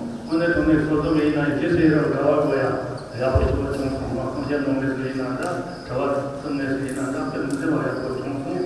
Cuci saya ini. Ini kalau ni, dalam ni mana ni, dah ada ni sejak sejak kan pengen 가지다 여기 앞에 그러는데 때마다 아무것도 정말 좋아해. 근데 때마다 다른 나라 중에 가시나마들라 예수주야들라 다tom에 미단다나마 제가 해볼게. 오늘 드리 집에 갔다 말이 감기가 바로 제대로 대체로 와서 다 제대로 나라도 대선 군체야요. 그래봐 나라도 감기 바로 제대로 근데 저도 제대로 되는 아까 제가 나는 예수사에 오늘 좀 상황이 가능하게 근데 제가 개체로요 그래서는 먼저 다른 나라들이 제대로 하려면 개체 부분에 그 예를 들어서 나는 것이 실제하는 대세시로 그래서도 나라도 저번에 제가 가와서 뭐 하려면 야포레서는 그래서 다 소년에는 공모시 오늘 전에 단다라 제가 야포 패전들라 소년이 공모시 그러니까 그냥 예세 모모시야 그래서 그러더라도 나 있는 나와서 예체로 아니 비슷하더라 가도 시내기 비슷하더라도 앞에 비슷해 쉐주들이 세번 문제가 가서 내는 제가 야포 패전 오늘 전에 패전데 말로 가게 세번 문제가 나도 가게 다 하루 제거하시게 오늘 전에 자원소지 재미까지 송다 하루 제거하시게 데이터 손에는 아니 소주를 말로봐 오늘 전에 다다이나 파페는 내실 가성명이 인한 더한다나 이제 가게 팽해요 이제 가게 모모페 도미는 말로 데리스는 말로 죄다 말에 오늘 전에 다 그래서 몇번 제대로 대마치니 그 말로 공세를 데이터로 말로 내외의 도리 체제 출전은 제가 야포 용사들 이따 선인이 소강 모모지 배로치 오늘 다다페바다는 오늘도 할레바 야포 종수 뭐 당시와 뭐지 그 당시에 뭐야 저와 전에 다도 가면 할레바 코로스미네 이나는 공발을 파파 야포 종야에 가로스미네 이나는 오늘 할레바 야포 종도 이따 그때 선인이야 대만이 마시야 뭐 데를 강 모모지 파치 제치로치 근데 나로 파데들 메탄다라는 세다잖아 페메는 거라죠 오늘 저는 대표가 같이 넘어가는 말도 아니 예세 쉬어야라는데 개발 첨부지 세대